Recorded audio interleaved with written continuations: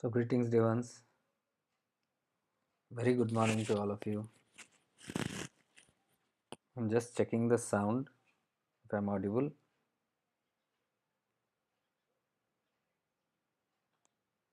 Yes, I think I'm audible.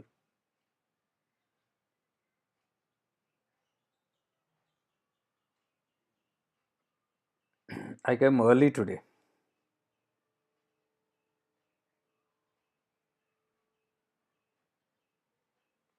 I came early today because I had time today here. Welcome and good morning to all of you.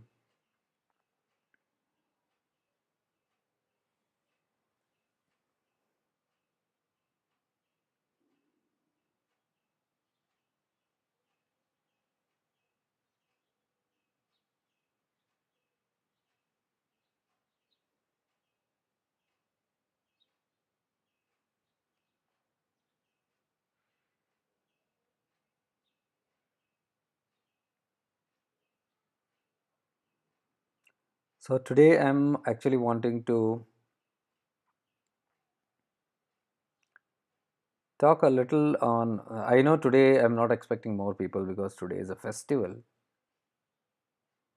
Everybody is maybe busy in the festival, but then that's okay.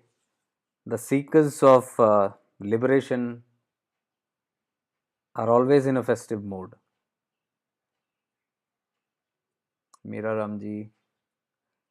Okay, you were there yesterday? Ah, that's good. Oh, you mean for the live with Manojji, Manoj Lekhi? Because yesterday there was no other discussion. Maybe day before yesterday you're talking Friday.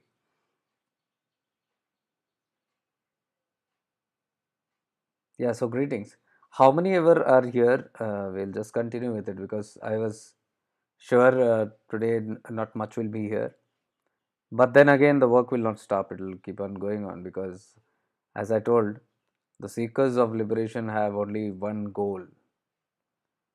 Um, the more serious you become on the path, the more you strongly want this path, and the more you strongly want to go towards that goal, rest everything will become delusion. There will be nothing else more important than this. That is why I said, even today being a festival, also, for us, there is nothing more important than this. And I'm telling you, if you are very serious on this path, if you are very much goal oriented, I'm telling you, every day is a festival. Every day is Diwali because you're always in that celebration mode. And more than that, most of the other delusions just fade off. All the cultures, traditions, all the bindings, customs, you will see it fading off. This path is not that you have to give it up. You will see it is taken away from you.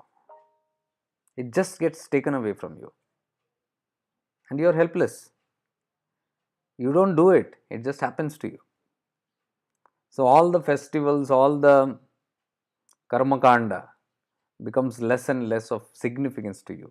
If you have observed, you will notice this in the mass consciousness. It is not just only with you.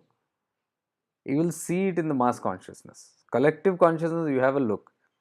What was Diwali, Christmas, Eid 20 years back? What was it 10 years back? What was it 5 years back?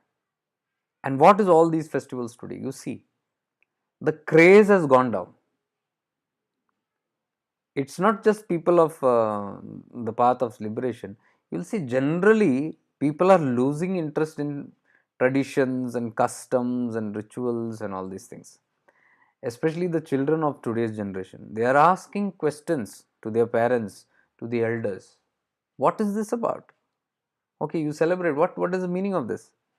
Most of the parents do not know because their parents also never told them, and they just followed it like a custom, parampara.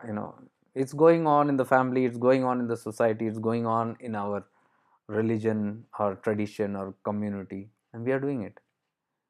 So when questions are questioned by children, one becomes alert. Yeah, truly, they start pondering. Yeah, what is the meaning of this?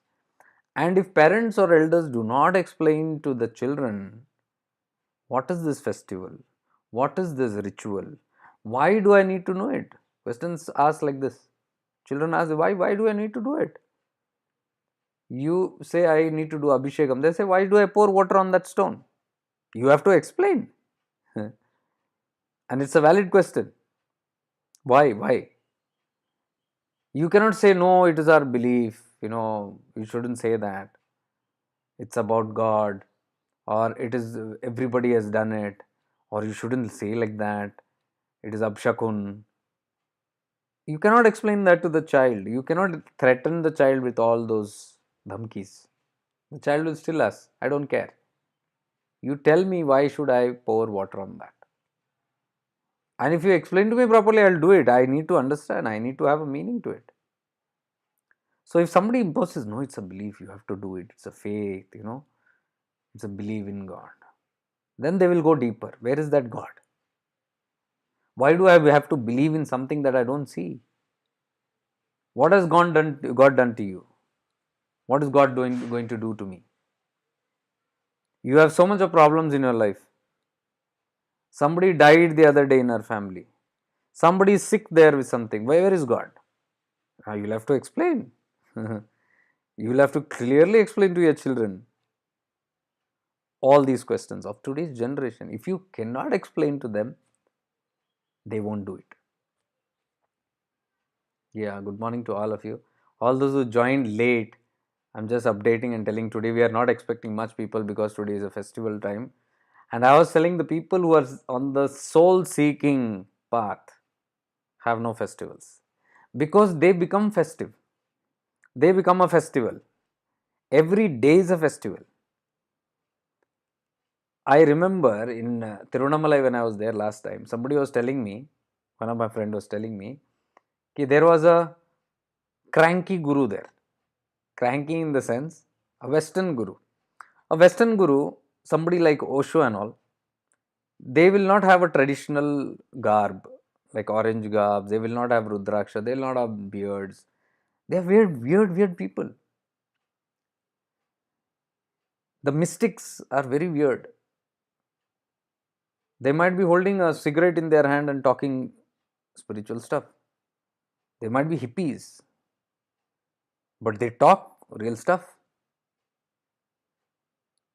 So I was told he was a very cranky person. He used like abusive words and very cranky words, but he explained the ultimate truth very clearly.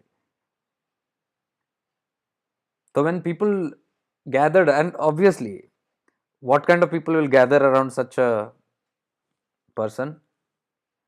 Hippies, Westerners, those who booze, those who drink, and those who are the yo guys. So all the yo guys were around the yo master.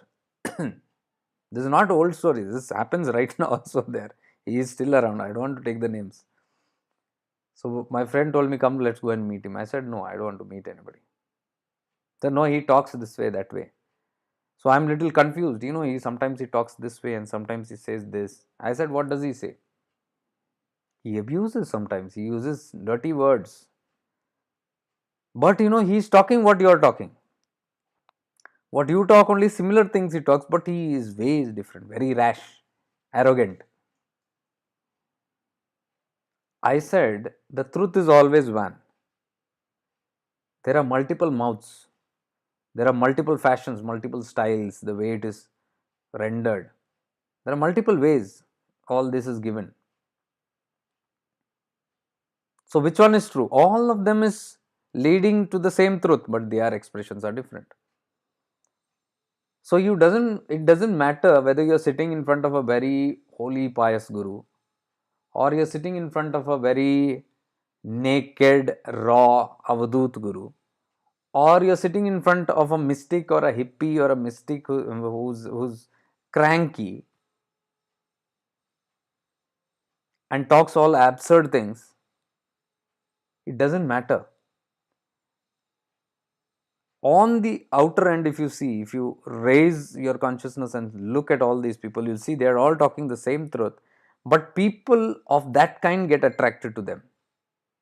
It's cosmic intelligence. If you call that God, you call it.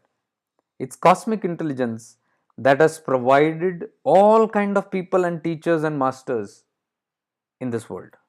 Why? Because there are multiple kind of people, varieties of people, diversities, traditions, beliefs, customs, even ignorance is in diversity, different types of flavors of ignorance.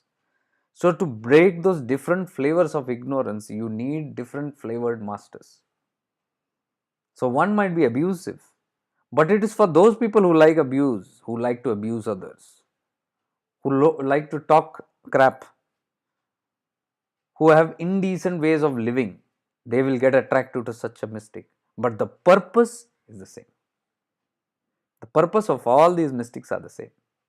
That is why we say never judge, not judge anybody. Whatever they do, don't judge. Many are not fond of Osho because of the way or whatever scandals or whatever rumors they have heard, irrespective of what that body is up to or what that body has been confined by the public. What matters is how ripe is the soul within that.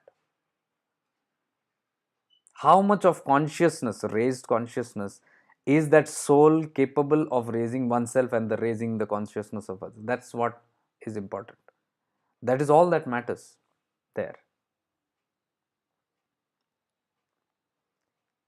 So he asked me, let's go there. I said, there is no point for me to come in here because I know by the way you're telling, I do know that he is talking the same truth. And when I know the same truth, there is no need for me to go and understand in a different language, a language which many don't prefer. Oh no, but I was little confused. Why were you confused? I asked him. No, he was saying he's sitting in Arunachala, he's sitting in Tiruvannamalai, this master, Western master, and talking all kind of absurd things against that place. I said, like what?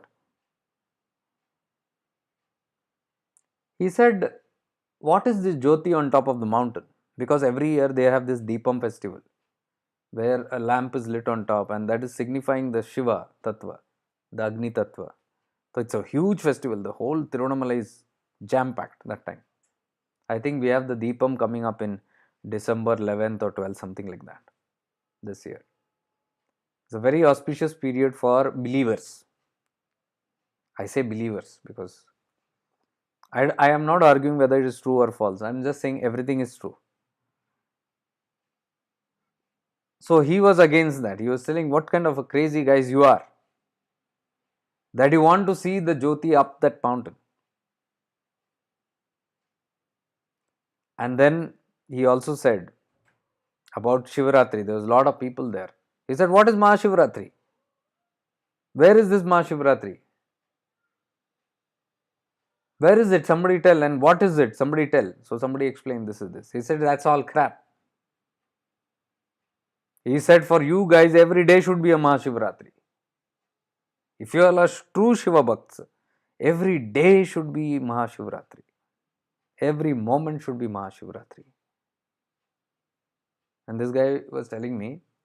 So I said, what's the confusion in that? He's so true to what he says. Very much true. He has a very elevated kind of consciousness, because I have told this many times. Once you transcend the zone of duality, all the customs, all rituals, all formalities just dissolve and disappear. To that seeker, there is no more adambars or karmakants.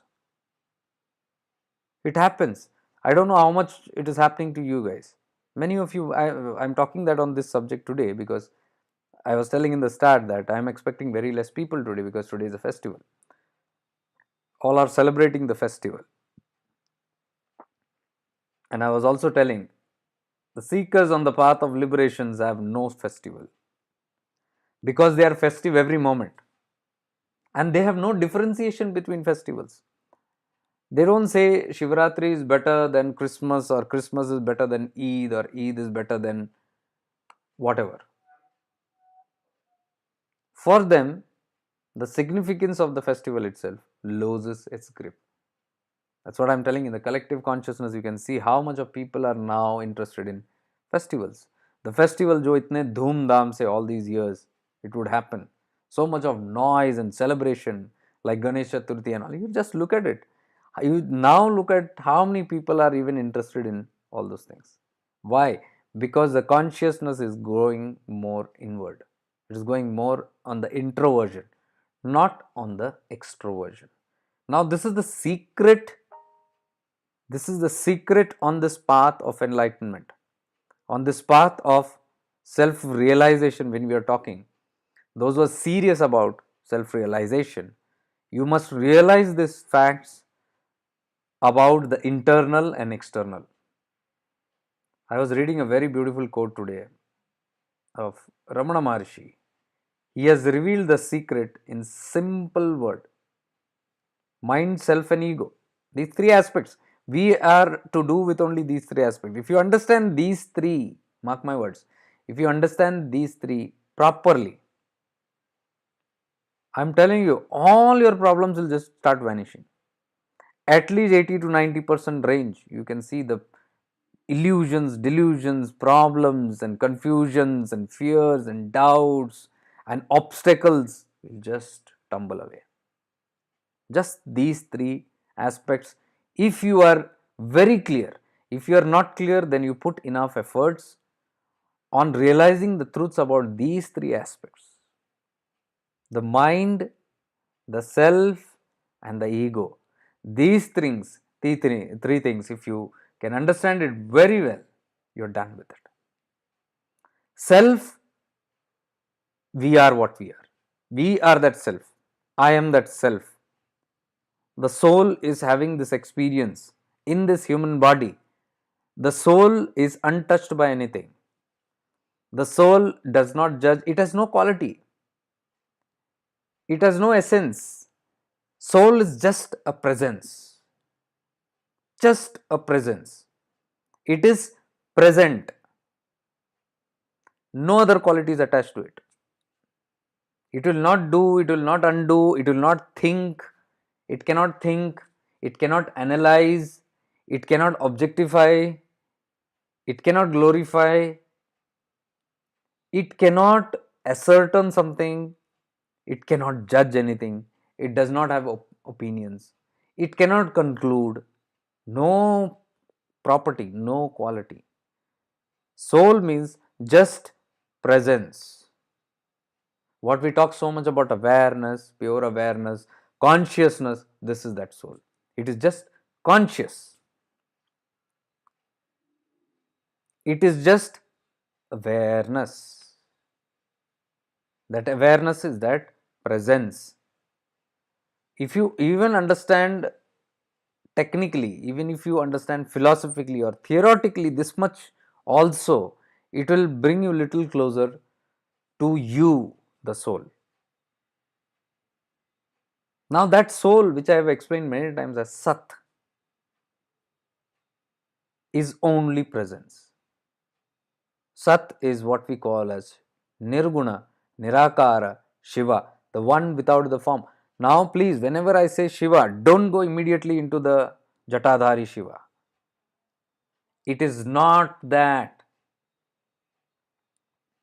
The Shiva that I talk of always, the Shiva that all these mystics and Avduts talk about, is not the Jatadhari Shiva. Show me one Avadut who talks about Shiva with a Jata or a Trishul. Never. Why? Because they have gone beyond that form. There is something beyond that form. What is beyond that form?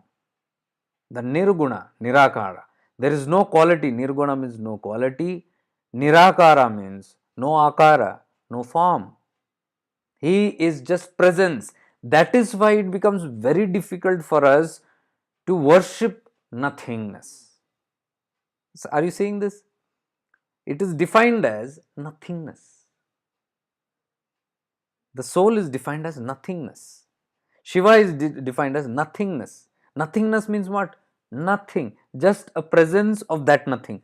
See, to understand even what is that nothing, there should be something present, right? That there is nothing. To experience that nothing, a presence is needed. So that presence is that nothingness itself. If you even understand little close to this, it will solve most of your problems. So sit in awareness while I'm talking to you. Even those who will be watching the recording, please understand the essence will be stay in this recordings also. It is not that only if you have live, because these are live words, live conscious words, which has consciousness in it. So if you are aware even in the recording of it, you will experience it. So the self or the Shiva are just the same. Why is that self different from myself? There is no difference. I, the soul, am not different from Shiva. No, how can that be? Because that is so pure, I am impure. Yes, let's come to that. In reality, there is no difference between you, me, Shiva, anyone. It's just the self, that is the presence, which is Sat. I have explained many times. That Sat Purusha is called as Shiva. See, it had to be named. That presence had to be named. If suppose I am talking about that presence, I need a name. That is the only reason it was given a name, Shiva, to identify with. But the moment you have ego, the ego is the ideologies that we build up around ourselves. See, I told you there is no difference between the self and the Shiva, the soul and the Shiva. Shiva consciousness and my consciousness is just the same. It is the same presence there and here. But a partition has now come where I say I am different, I am XYZ, and that is Shiva the God. What is that partition? That partition is what we called as ego. Please understand these three terms, it will become very easy. Once you understand these three terms, it will be not difficult to lose track of your goal. What I am talking to you is the goal. And the goal is not far, it is here. That is what I am not trying to tell you. That is why Ramana said, you are already enlightened, you are already liberated. But what is binding you then? If you are already self-realized, then why are you struggling? The ego is doing the struggle. So we as a presence are just watching this ego. Why is this coming in between? That is causing all this problem. That is what we are investigating here. So I, the consciousness, and Shiva, the conscious, it is all one presence. Same presence that has no ideology, nothing to it, is just there. It is just there. The presence is just there. The being is just there.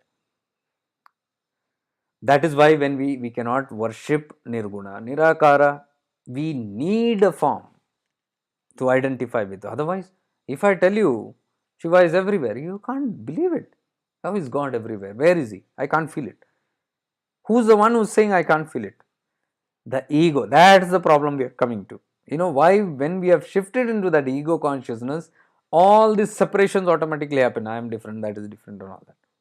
So the idea is, if you let go the ego consciousness and move to the space of the self, suddenly you will have the realization, oh, everything is one. That challenge, moving from the ego consciousness to the soul consciousness, is what we called sadhana, tapas, practice, all these things. Whatever we do is just that journey from the ego consciousness to the soul consciousness. Now, the more one is in the ego consciousness, the more tapas they will have, the more stronger their practice will need to be, the more the struggle, the more the effort. Why? Deep in that ego consciousness. And if you float in that ego consciousness, being in the ego, it's not easy to leave the ego. I am not telling you just think about it. It will not go. But being aware of your ego, that this is my ego, that immediately you will start yourself floating up in that ego consciousness. You are not deep down. So then what happens? You have come on the surface of that ego consciousness.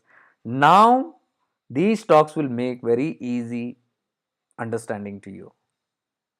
Who is the Nirguna Nirakara Shiva? Who is that formless God? And who is the self that I am? That is formless, Nirguna Nirakara. I am also that. I am that being, that presence. What is that presence? Now, even the ego is still separating, it's not knowing. Probably most of us are in that frame of mind. It's not very depth, it's not very difficult. Those who are very difficult, it's very difficult to tell them. They get offended. So they will, this is my religion. How can you talk adharma? This is talk dharma. This is our religion. We got to protect our religion. All they get into all that. That is ego again condensing itself. Be very careful on that. Not to get carried away with that, because that will delay your journey. That will delay your journey. So it is not about being holy. Please understand this. All holy people have no guarantee that they will be liberated. Please. You can have another 50 janmas of different holy experiences. You might be a priest, you might be a preacher, you might be a teacher, or you might be a worshipper, or you might be a great devotee. All multiple lives you can take, but you will never have mukti. That's the catch. So everybody feels you become holy, you are liberated. No, not at all. Holiness cannot liberate you. Awareness will liberate you. Holiness is another form of ego, a spiritual ego or a religious ego. It is just given one more dimension to it. I am so and so in this world. I am a wealthy person in this world. Now I become spiritual. And then that same wealthy person says, I am a spiritual person. That I is still existing. Only thing, the quality has changed. From the gross I, it has moved into a subtle I. From the worldly I, it has moved to the spiritual I. But the I is still present. If you can become aware of that I, which is fluctuating from here to there, bingo, you are very close to getting the whole things very clear. If you understand this much, those who do not understand that and get caught up in the spiritual or the religious ego drown further, because that new identity that I am now a good, divine, holy person or religious person will be the cause of more and more dropping down back into the ego consciousness. That is where the catch is. Ego can change forms. Now, if you become aware of this, if you are a person of awareness, that is why I am telling, the path of awareness will not allow you to drown. Any other path, what will happen? The I is still present in there. Are you seeing? I am a bhakta, I am a sadhaka, I am a seeker, I am a disciple, or it can be still polished. I am a pure disciple. I am a good devotee. I am a holy worshipper. It can have all these kind of definitions. And the more definitions it has, the more crude that ego is becoming. Whereas on the intellectual level, we feel we are rising up. The more purer, I am a human being. 2, I am a nice being. 2, I am a divine being. I am a pure being. Those qualities, when you start defining what is the one, who is the one who is defining this, you have to become aware of that one who is defining this and finding glory in that. That is the ego. So if you go to the source of that ego, it will dissolve. A person of awareness, whichever path they have taken, if you have awareness in it, you will not get lost in it.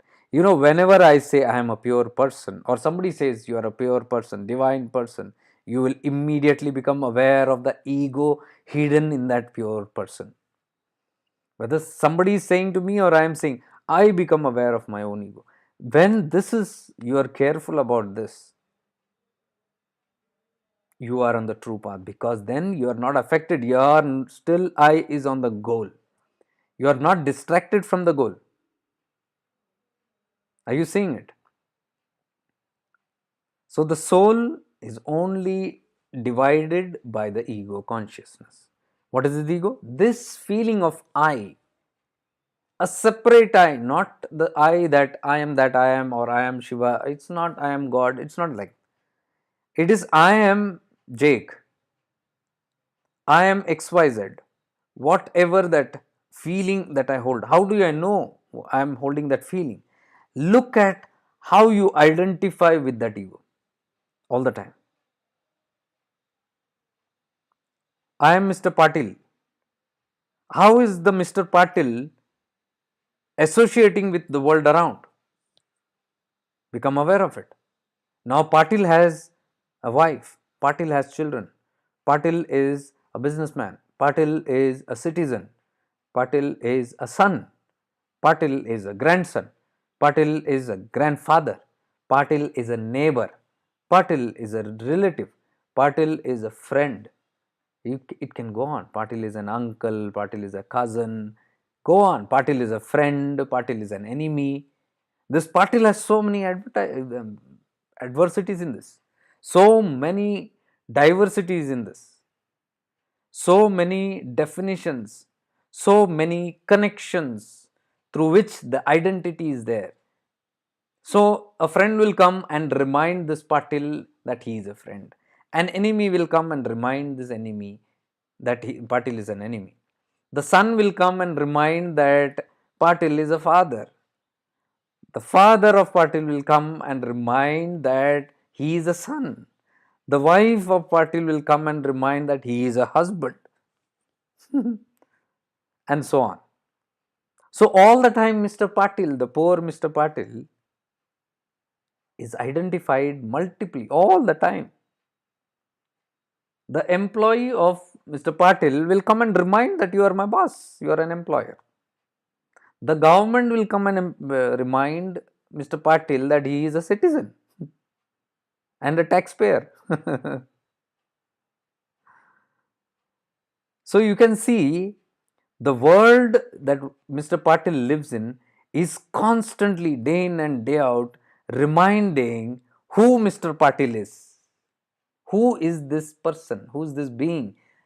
Everybody, the whole world is reminding this being again and again that you are Mr. Patil. Now that Patil has so many identities now, so many personalities, split personalities. One moment he is a father, one moment he is a son, the other moment he is a citizen, the other moment he is an employer, the other moment he is an employee, the other moment he is a neighbor. Wherever he interacts, he is something or the other, all the time. Now, if Mr. Patil is not an aware person, he will always take that identity very seriously. Listen carefully. I am not telling about Patil is being right or wrong. Is being a Patil right or wrong? Doesn't matter. You and me all have names. We all have responsibilities in this world. We are a father, mother, children, husband, wife, neighbor, citizen, everything we are. Just knowing this, can we leave it off everything? That is foolishness. That is why many people who say, I don't want all this, they go into sannyas. They renounce the world. They run away from all these identities. I don't want to become Mr. Patil because it is all haunting and it is so troublesome. I am trying to realize that I am not Patil and the world is always reminding me I am Patil. So let me go into a jungle. The problem is, even if he goes to the jungle, he is still Patil. because there nobody is there outside to remind him, but his own mind will start reminding him now. The father that he is, suddenly a thought will come of his children, and that emotions will change, and he will become a father. Suddenly, the thought of his lover or wife or husband will come in, and his hormones will change, and he will become again Mr. Patil. Suddenly, he will remember his angry friend or an angry person who's cursing him, and his emotions will change into anger and frustration and remind him that he is Mr. Patil. Suddenly, a depth of a friend will come in his memory, and he will believe, I am Mr. Patil. Suddenly, he will remember his father's voice or his mother's cry. As a mother, माँ होती है, and that माँ की आह अंदर से will remind him that he is nothing but another poor Patil, just the poor Patil, a helpless son or daughter, trembling in the memory of his father or mother. This is Mr. Patil, who has left the world and gone into the cave. What difference that is made? Here he was tormented by the world, he had an excuse, he had a complaint, the world is all horrible. So he goes into the cave, Mr. Patil, and there he finds there is no world, but he has her own world inside, and that world is now tormenting him. Now, where shall he run? He cannot run. So, what I am trying to make things clear here is you cannot run, but you can transcend it. Anything that comes to you in this life on this Prithvi, you cannot run away from. I am fed up with my lover, I run. I am not compatible with my husband or wife, I run. Where? Find an alternative. Alternative lover or alternative husband wife. Same Mr. Patil is stuck again, because to husband or wife number one he was Mr. Patil. Now when he changes husband or wife and goes to the next person, to them also he is Patil only. They will remind him that he is Patil. Where can he run? Then he says, दोनों नहीं चाहिए. To hell with the both of you. I will lock my room and sit. I don't want anybody to come to me. I'm upset with life. But the memories will again of A and B both. And if he has 10 husband and 10 wives, all the memories of the 10 and husband and 10 wives will strongly remind him of the Mr. Patil that is. Dilemma. So this dilemma, he doesn't know what to do. So there is no end to it. You run away from people to people, things to things, your mind will haunt you. You run away from everything and shut down everything and sit, your mind will haunt you. There are many of us, right? We have seen that we want to go and sit down in silent places, away from all these people, triggers and all that, but still the mind will follow you there. Mind will always follow you. Many people take vacations and they say, we want to go for a party or a picnic or a retreat. Why? Because we want a break now. So much. I want to be free. So what they do is take off to a destination location. But unfortunately, they leave everything behind, but they carry their mind with them because they have no option. So the main culprit, they have not identified who's the culprit. They are telling it is that person, this thing, that thing. But they have not realized that the real culprit is their mind.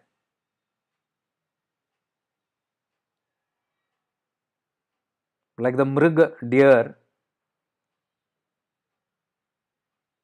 It sends everywhere, it searches everywhere because it's getting this beautiful smell, the musk deer. It gets this beautiful smell, and the deer is mercilessly hunting everywhere. Where is the smell, curious smell coming from? And it doesn't know the musk, the kasturi is in its belly. The fragrance is coming from there, but it is searching everywhere out. Who knows? The musk deer might be so fed up with that fragrance that I just want to now shut down this. So much troublesome. I'm not even finding it. But he can't put that musk away also. He can't put that fragrance away also, because everywhere, anywhere he goes and sit, the musk follows him. Why? It is within him. Same way, the egos, the Mr. Patil that is moving around, he cannot dislocate from his problems because the mind is within him. That is why in any practice, any religion you see, they are doing so much of things to get rid of something, but they are unable to get rid of the main culprit, that is the ego and the mind. That is where the problem is. Tirthyatras people go, they do everything to avoid, but they don't get peace. Why? Because the culprit. Now they are, what is their problem is they are unable to identify what is causing them the problem. They are only seeing problems outside. Why? Because their mind is always outside, Bahemukhi. I am telling you these three things, if you understand, these three things, if you understand, you have accelerated your spiritual journey.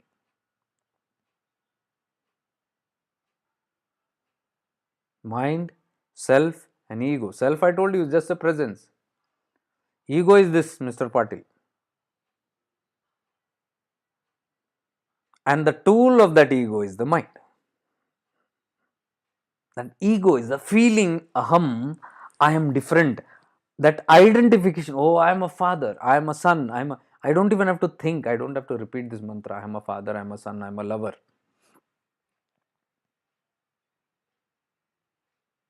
If you are just sitting, you will be reminded through people or through your own memories that you are something. Awareness is the key here. Awareness is what identifies, what is talking through me right now is that awareness which is seeing all this, that seeing that Patil is not any of these. He is not a father, he is not a son, he is not a daughter, I'm sorry, he is not an uncle, he is not a grandfather, he is nothing of these. Who is he? The self. The quality of self is pure awareness, the being, just the presence. That is the real him. But he has thought he is Mr. Patil. This feeling that I am Mr. Patil is what separates the Nirguna Nirakara Shiva and the Nirguna Nirakara I, me. The pure essence that I am and the pure Shiva, that we are all the same, the Shiva and me, no difference. But this feeling that is now wounded, I am Mr. Patil, I am a father, son, whatever, all these identities, this is what makes me separate from Shiva. Then I don't feel, I don't believe, I don't experience the Shivaness in me. I don't experience that I am Shiva. I experience I am Patil.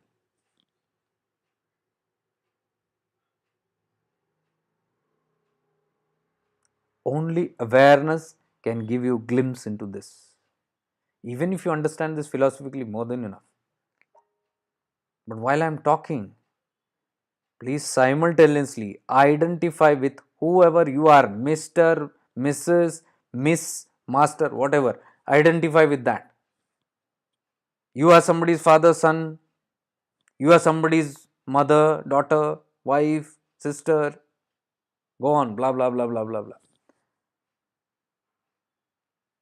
Now you just become aware of how you are identifying always something or the other. When you are with your daughter, you are motherly, matrabhav. When you are with your mother, you automatically become a child, putra bhava or putri bhava. The emotions change. when your the moment your phone rings and your lover calls or your husband or wife calls, you become that lover suddenly. See how the identities change moment to moment. Then you see the time is up, then suddenly you remember you have to go to office or your profession, and then you become you're a professional. Then your bhava only changes suddenly. You see all the shifts that happen within you. Then suddenly you're a businessman or suddenly you are a professional. And then when you go there, do you behave like how you behaved with your father or child or whatever? No. Or your friend and enemy? No. You become the boss there, or you become the employer there, or employee there, or the professional there. And then you start relating with that identity. All the people around you will emphasize and force upon you that you are that. They are not the culprits, your lack of awareness. The awareness at that time that no, I am not this. I am the pure consciousness. I am Shiva. If you can carry this kind of awareness in all areas of your life, you will have glimpses of that slowly, and slowly you are moving to the path of becoming a Jivana Mukta, a liberated being while in the body. You don't have to wait to become a Videha Mukta, a liberated being after leaving the body. You can aim to become a Jivana Mukta. That is the purpose of the spiritual life. What makes you realize that you are that pure consciousness at all time? Only awareness. Your mind cannot remind you, because your mind is the ego. The ego can never remind you that you are Shiva. Ego can take you away from Shiva. Ego can take you away from that Nirguna Nirakara, that supreme consciousness. Ego can take you away from God. It will tell you that you are not God.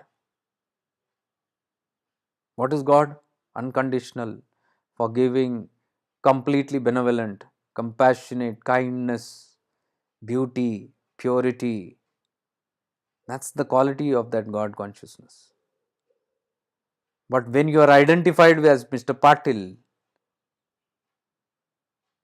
and your enemy does something to you, you will have none of these God qualities that time. Compassionate, benevolent, forgiving. You will react because that enemy has told you are Mr. Patil, you are not Shiva. And this Mr. Patil also believed that I am not that pure consciousness, I am this one. So the reaction happens from there, from the ego consciousness. The whole happening happens from the ego consciousness. If this person was aware, nobody to tell, nothing, no reminder, nothing. The mind is inactive. But if there is awareness, who am I? What Ramana Maharshi says, who am I? Figure it out and sustain that in your life. So, if I would have figured that out and remained in that awareness, whatever happens, then you become what Krishna says, Yogas Kuru Karmani. You are connected to that Supreme Being, knowing that I am that Supreme Being, but you do your dharma, you do your duties, but detached from that.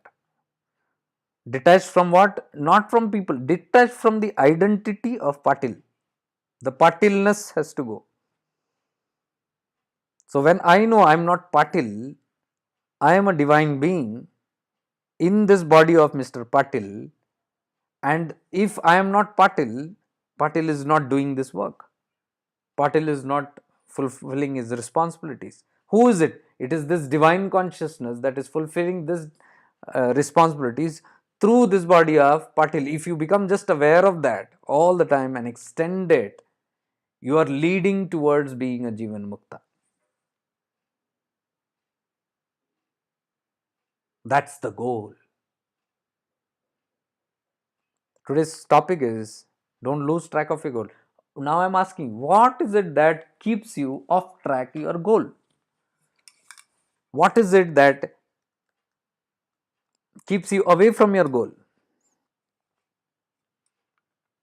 Lack of awareness.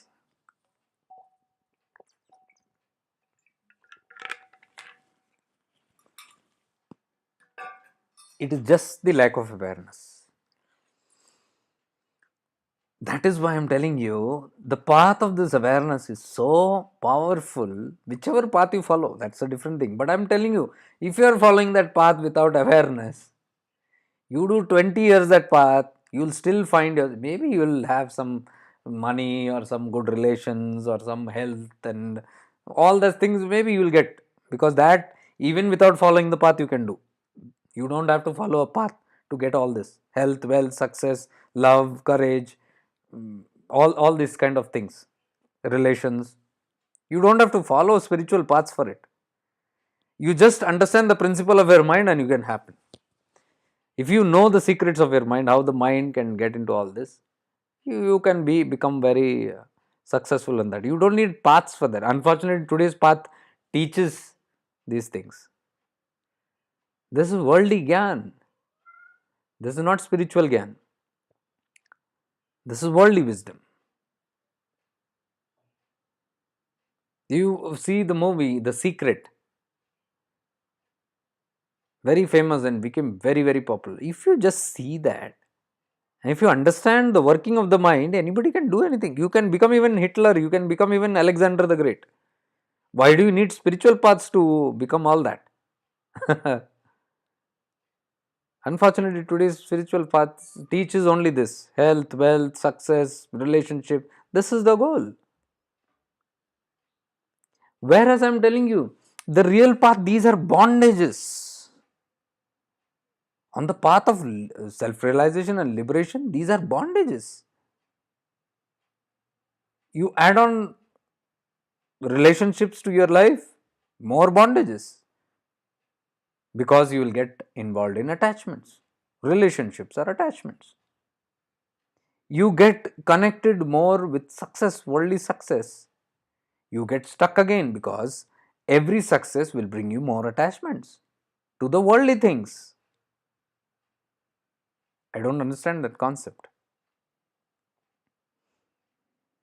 You bring health and immortality and longevity to your body, you will be stuck in fulfilling more desires and enjoying the comforts and pleasures in this body for more longer time. By giving comfort to your body, do you think you become detached from your body? No. The body will seek more pleasures and more comfort. That's the nature of the body. So, you don't need divine paths to gain mastery over the mind. Anybody, if you look out in the world, the whole world now is moving towards developing the mind, training the mind, disciplining the mind, and even manifesting through the mind, materializing, because this world is all of desires. Desires are opposite to liberation. What can the mind do? It can fulfill your desires. Manifestations are fulfillment of desires. I am not saying this. Look at any mystics who have said. Look at the Chidakasha Gita. They have said liberation is impossible until you have attachments and desires. Bhagavan Nityananda says very clearly. Attachment and desires, you will never get mukti. That is the funda. The whole path is to dissolve attachments and desires. But how many of us are conscious? We are lost in Mr. Patil and Mrs. Patil. The identity of the ego is so strong that we get up caught in that, caught up in that. And this Mr. Patil is the one who is now Mr. Spiritual Patil.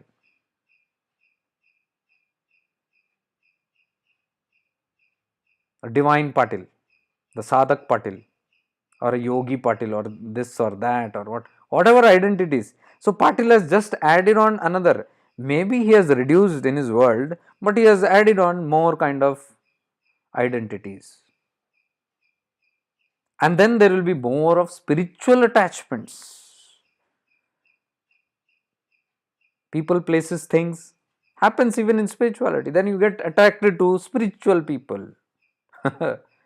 Desires of spiritual people, attachment to spiritual people, attachment to spiritual knowledge, attached to spiritual personalities.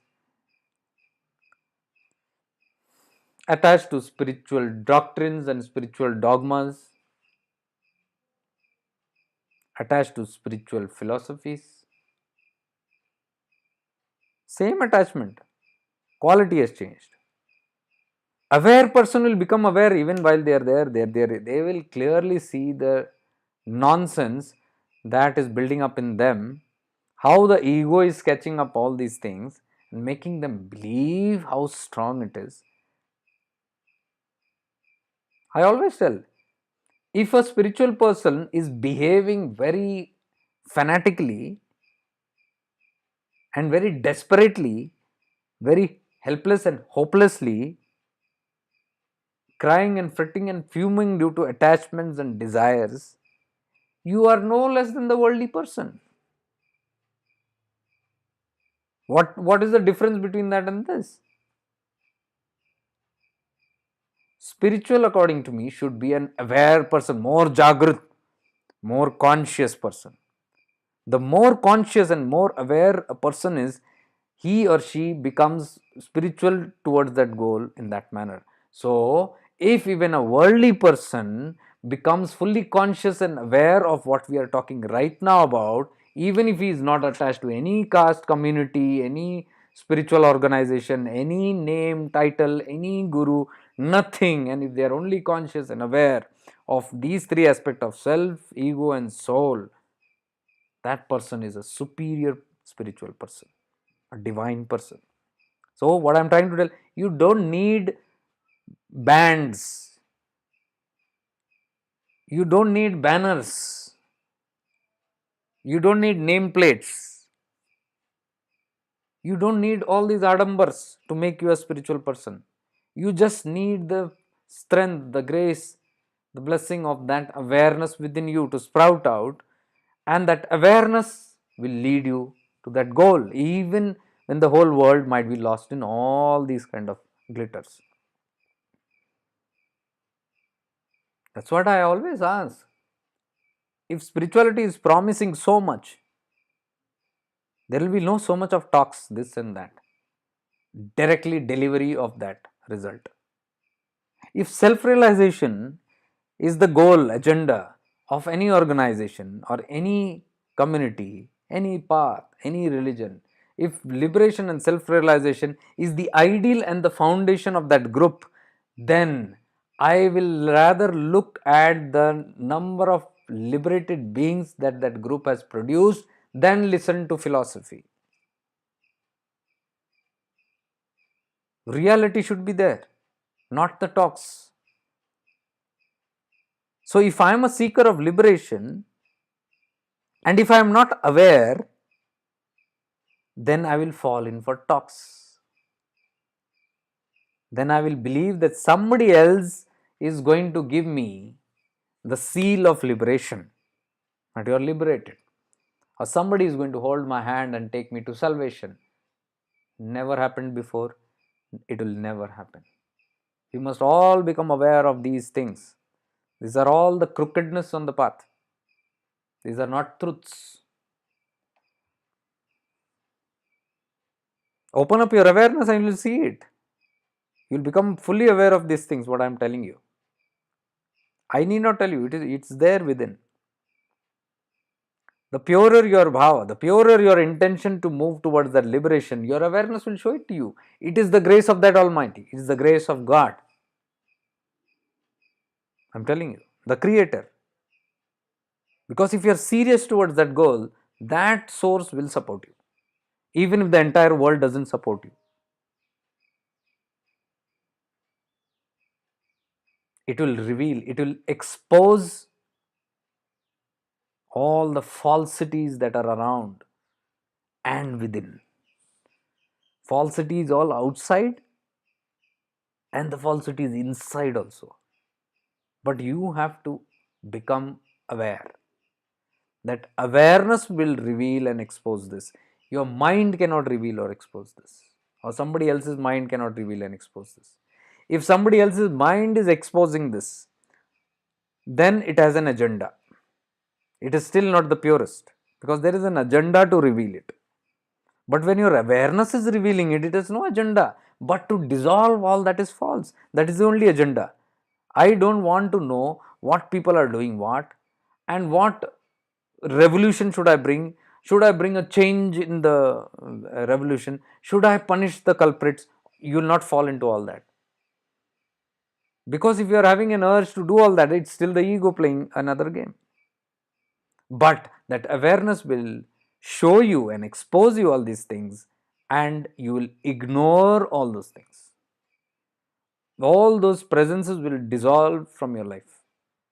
What is true, what is anitya, what is nitya, sorry, is going to be shining forth. Nitya is eternal. What is true? What is not true, it will dissolve. That is what Bhagwan Ramana said always.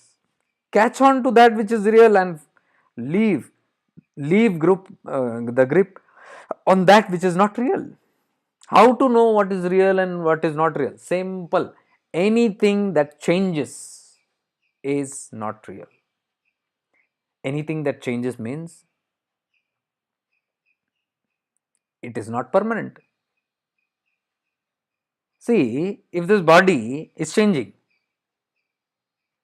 means it's not permanent. Why? One day it will become old and it will collapse. It is changing all the time, it is changing. If this was not a changing body, then it would have been a Mahavatar Baba's body. Have you seen Mahavatar Baba's? 16 years, still 16, still same face. You can hold on to that because that is Nitya, not changing.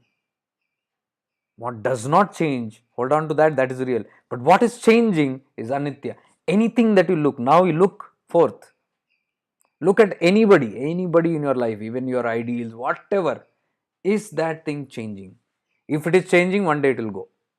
And anything that goes cannot be permanent, cannot be Shashwat, cannot be eternal, cannot be Nitya. That is why all this is called Anitya. Is time real? No, it is changing. Are the seasons real? No, it is changing. Are my relationships real? No, it is always changing every second. So anything that changes is not going to exist permanently. Is my house permanent? No, it is subject to time. It can deteriorate in time. You look around anywhere, is the seasons, the climate, the vegetations outside, the animal kingdom, anything you look, nothing is not changing. Everything is changeable.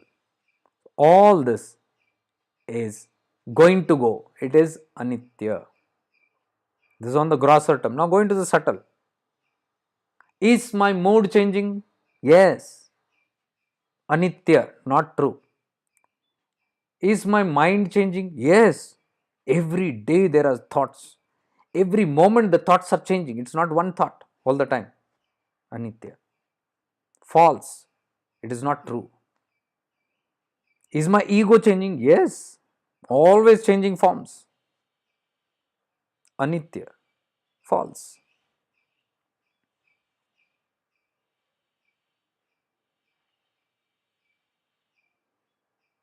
What is it that is not changing?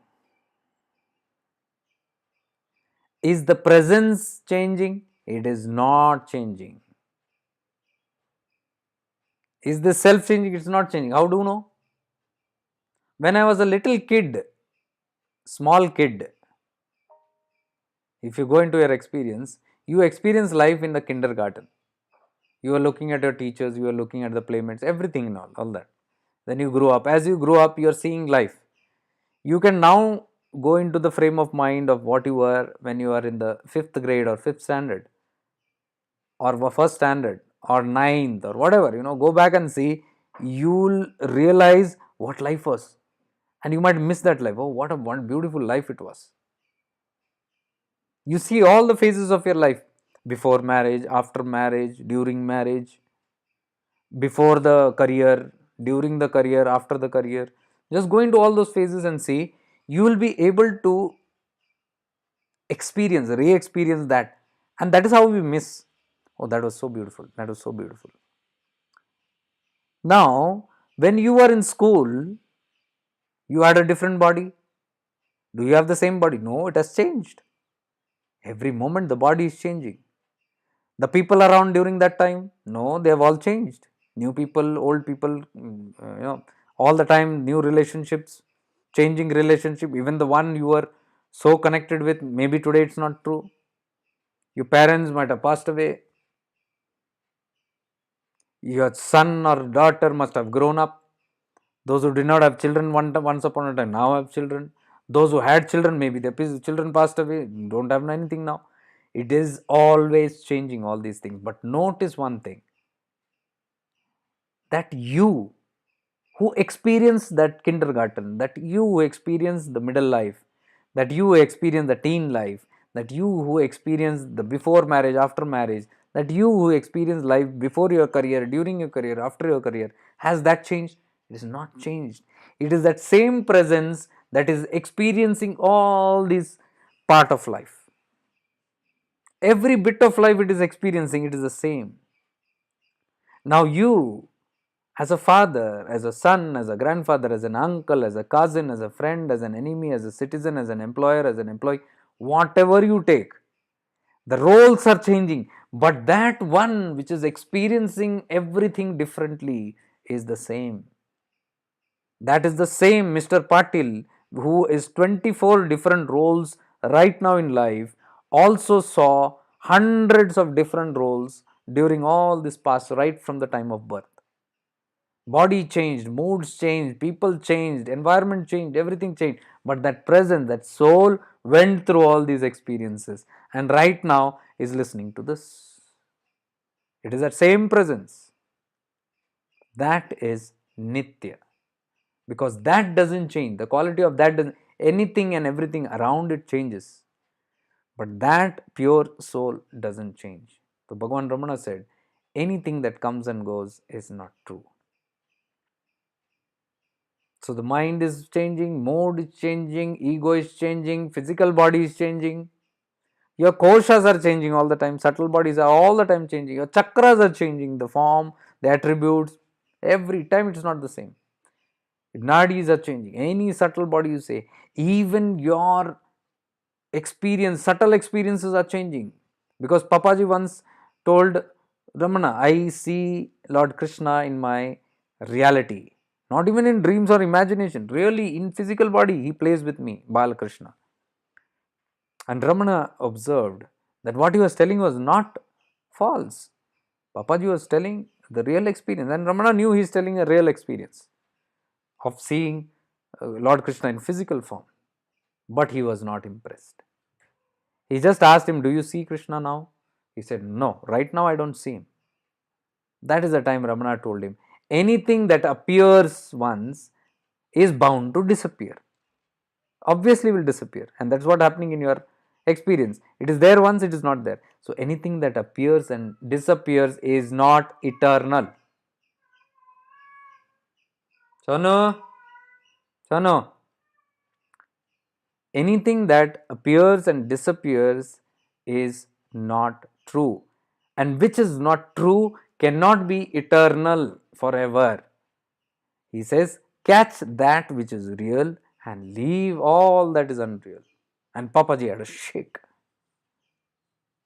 because that is one of the most profound experience that one can have. But Ramana admonished this as untrue. So these are all creations of the mind and the ego, even though they are real. See, Krishna appeared to him in his mind. No, sorry, not in his mind, in the physical form, in his presence, physical presence. But still, that was on a platform of the ego consciousness, the mind consciousness, because it disappeared. Same way, I'm telling you, if you observe clearly, the people around you also are that only. All the people who are alive today, are they going to be forever? No, it is just like that Krishna only, which played in the physical presence.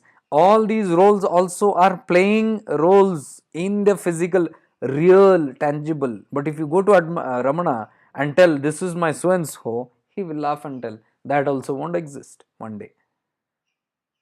What has come will go, and what has come and gone is not real. Catch on to that which is real. See how deep it is. And this is only for the seekers of liberation, because others will get offended. If you are getting offended by this, if you are getting jittery and scared, then this path is not for you. Maybe some other path. This path is very crude. It breaks the ego. It dissolves all the illusions of the mind and ego. So only those who have the guts to face the truth of life can sustain in this path of awareness. It's very difficult otherwise. So the people I converse with most of the time, the people who write to me, people who like to talk to me, and the even the places that I'm invited, I don't know how many of you saw that. The other day I was talking to the organization of Rishi Prabhakarji. It's a big worldwide organization now run by Manoj Lekhi ji, who's the prime and foremost disciple of Sri Prabhakarji. Prabhakarji is no more in the body, and he created the Gurukul system, a new schooling system, not according to the present modern time ones, the old Gurukul system. So he rejuvenated it. He renovated that system, and that Gurukul systems are very famous now all over the world of Rishi Prabhakarji. All new concepts, old concepts, but in new way it is. So they are developing very conscious citizens, and they have endless programs all over the world, and they are probing so much all the time into deeper truths. And that's when they came across my content on avdutas and mystics, and they were very curious to know, especially Manojji. He was very curious to know, so he called me and he was talking on this. And he said, can we make it little more scientific and all that, so that people don't admonish it saying that it's a superstition or a belief. When I show Topi Amma sitting there, or Bhagwan Nityananda with no clothes, and somebody scratching his head like a madman, dirty, and we are talking they are the highest spiritual, a question mark appears in the mind. That is because we have associated spirituality only with glamour, and today's spirituality is only glamour, full of glitter and glamour, and so many of it confuses people. They think this is real. This is all anitya, glitters. Everything is false. It doesn't appear on us. So the real ones, the real ones, the mystics, the avdutas who are there, they are the true ones. Disconnected and unattached to all this glitter and pomps. See, whenever I reveal this truth about the glitterness and this, suddenly I see a drop of people who are watching. Always I've seen this. The egos can't take it. The egos can't bear it, because that ego has given them so much of comfort in this false promises outside, that you will, something will happen, this will happen, that will happen, do this and do that, and this. Stuck in that. They want somebody to give an assurance. They want somebody to hold their hands. They want somebody to always be merciful towards. They want somebody whom they can beg, and somebody who can grant them something. That helplessness that has come from these old conditionings of our own lives. We have remained helpless and dependent. We have become parasites. Spirituality is also parasitic, my dears. I'm telling you. I've seen people just stuck like parasites, sucking energy of others helplessly. Whoever is spiritual, they connect to them like psychic vampires, day in and day out, and suck the energy out of them. They're fearful all the time. I don't want to lose the grip on this organization or this person or this saint, but I will rather suck out all their energies, because I'm desperate. I can't get energies. This is the condition, I'm telling you. Nobody has the audacity to see this. When somebody went to Ramana, he threw them out. He said, go, you don't have to come here. That is what Nityananda did. Don't have to come here. Whatever your belief is, do it from your heart. Said sab kuch bhav re. It's all your bhav. It's all your intentions. Bring in the intentions and receive that. You don't have to keep on hooking here and there all the time. Oh, I leave this organization, now I want to become a parasite to this organization. Why? Oh, this guru has not served my purpose, this guru has not been of any use to me. I leave, then now I stick to another. I hook my cords to another guru. Why? Are we not seeing? Are we not seeing this awareness is not showing us that it is just hooking from here and there? And where is all this spirituality, including all the masters telling you? Don't hook outside, hook within. They are all saying go within, not outside. Outside, you will only get all these delusions and illusions and the sufferings that come with it. I'm telling you, the people who become parasitic are always suffering. You watch and observe this very carefully, including yourself. Are you suffering from within? Are you feeling that jittery and restlessness? And it is because you are trying to grip from this to that to that to this. You are never going within.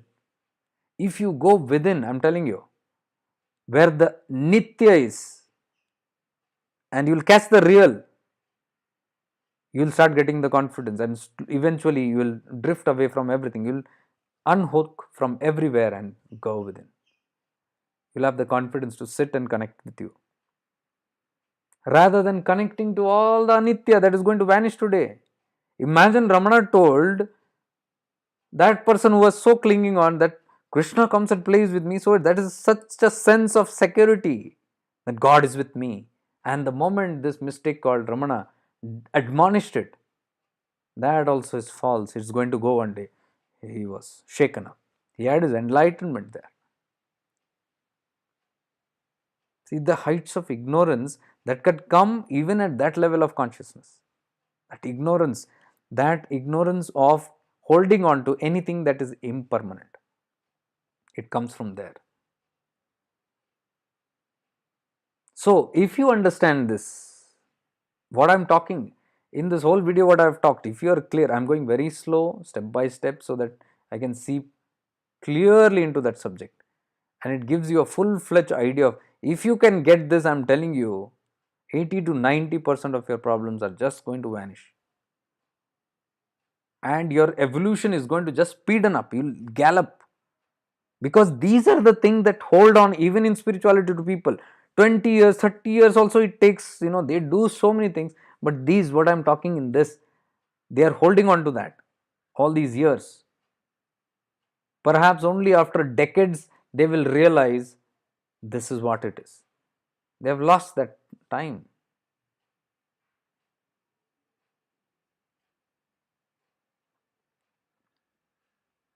Bindurani, true sir, we should not hanker after wealth or relation. No, I wouldn't say that. Here we are not saying what we should and we should not. I'm not saying do this, don't do that. I'm just saying become aware of whatever you're doing. Then you will know whether you did it or not. So don't apply rules and do that. Don't go that somebody has told no, wealth is not good, relationships are cause suffering. These are all good dialogues. Wealth does not cause problem. Relationship does not cause problem. Let me correct. There is absolutely no problem in you having relationships, absolutely no problem in you having wealth, having good health, having all the beauties of life. There is absolutely no problem with all this. I have all the best kind of people in the world. That's all. Things in the world. I have a good home. That's all good. But what I am trying to tell you is become aware that this is impermanent. Become aware that whatever you are connected to is temporary. When you have this awareness, you will not cling on to that. The holding, the clinging on to, the attachment to all these things is the cause of suffering, not those things. Am I clear, Bindu Raniji? So this is not a doctrine about do this, don't do this. Because then if you go by that, ye karna, ye nahi karna, then you will become a rigid follower of another. That is another hooking of to this ideology, this philosophy. Because that philosophy said, I am following.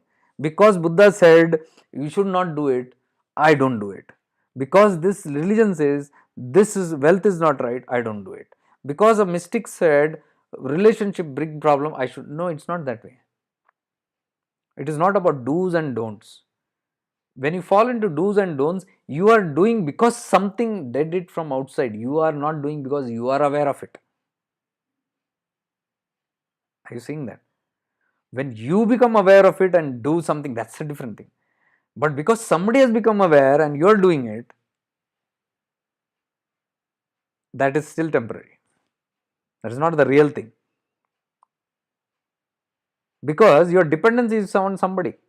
Suppose you follow somebody and they say you should not follow, you should not hanker after wealth. And you say, I also will not hanker after wealth. I will not go after wealth. I will not go after wealth. And then you leave out all the wealth and all that. Now, without wealth, without money, you need to eat. You need to survive. So, that doctrine is not for serving your purpose now. Oh, but I have told I should not hanker after wealth and all that. I should not go behind money. I'm not going behind money. I don't have money now.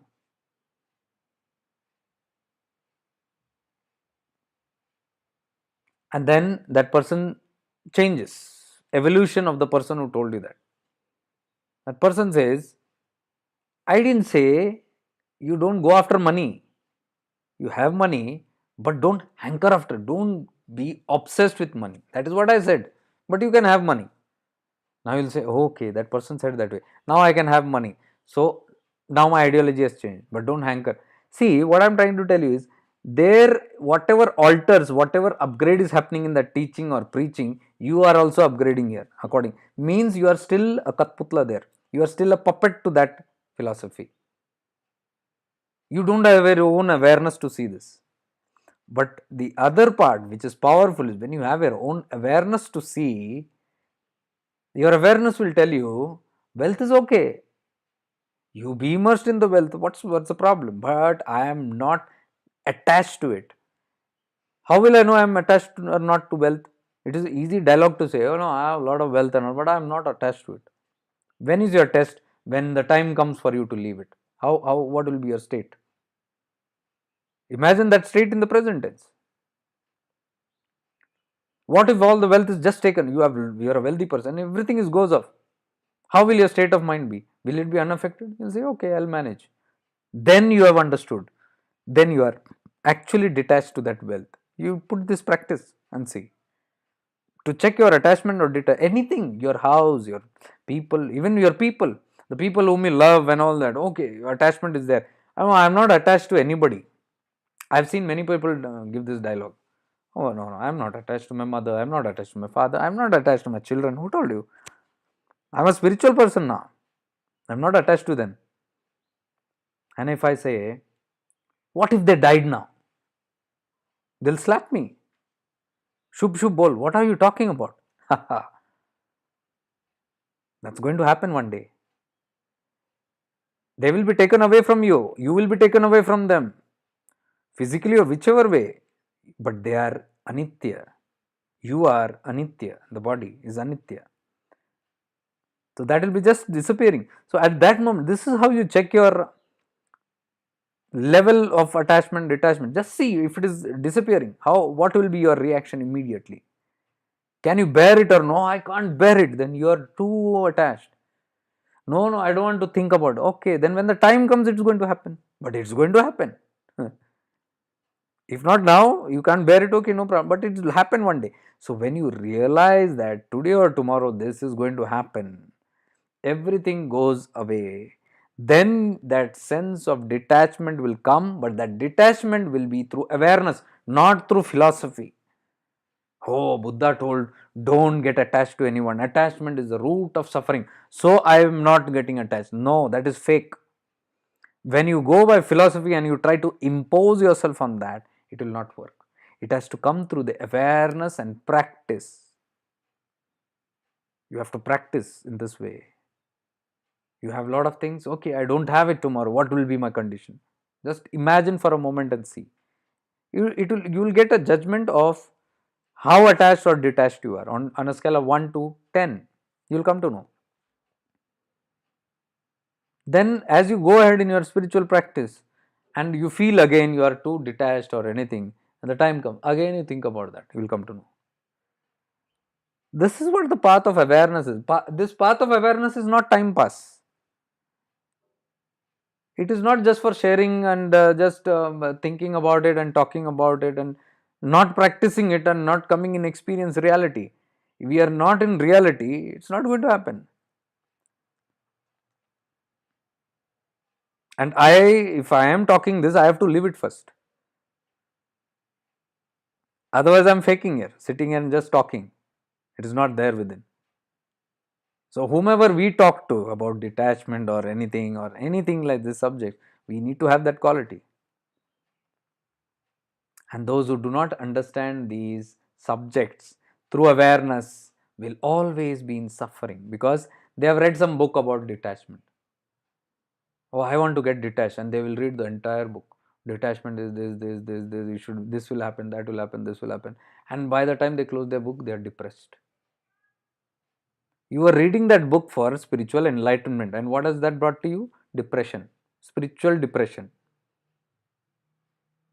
ego. That's the play of the ego. It will not allow you to rise. It will not allow you to evolve. It will keep you victimized. It will tell you, no, no, this is going to go. This is not right. This should not happen. This is wrong.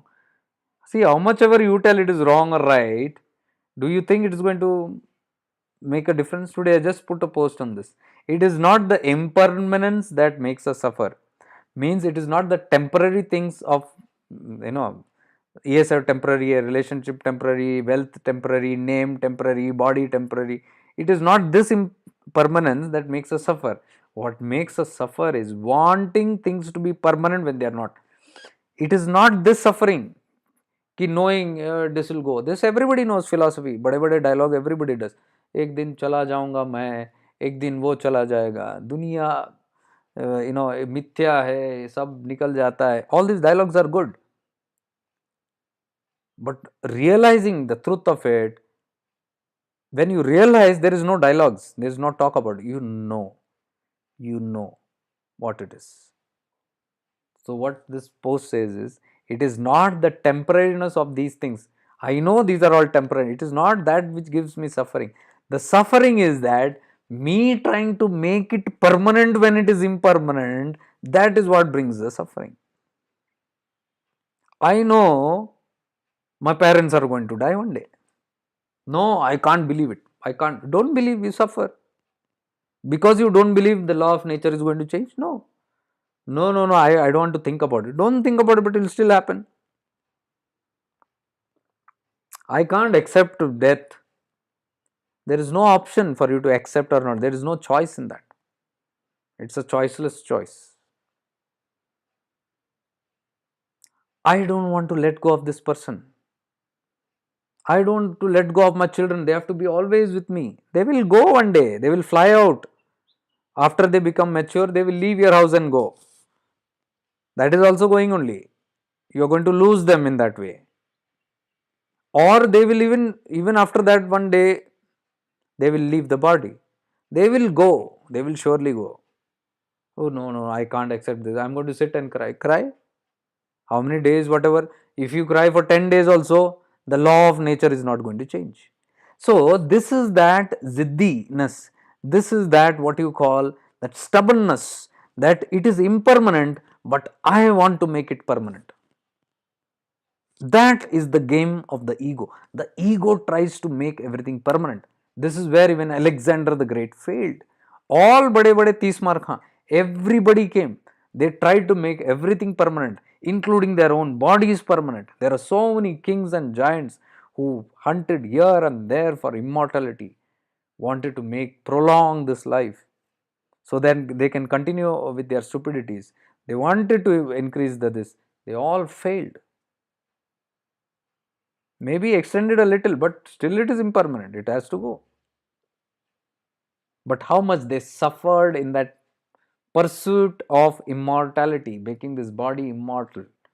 How much they struggle. Even today I am saying The people who want to extend their life so that they can become immortal, how long are you going to extend it?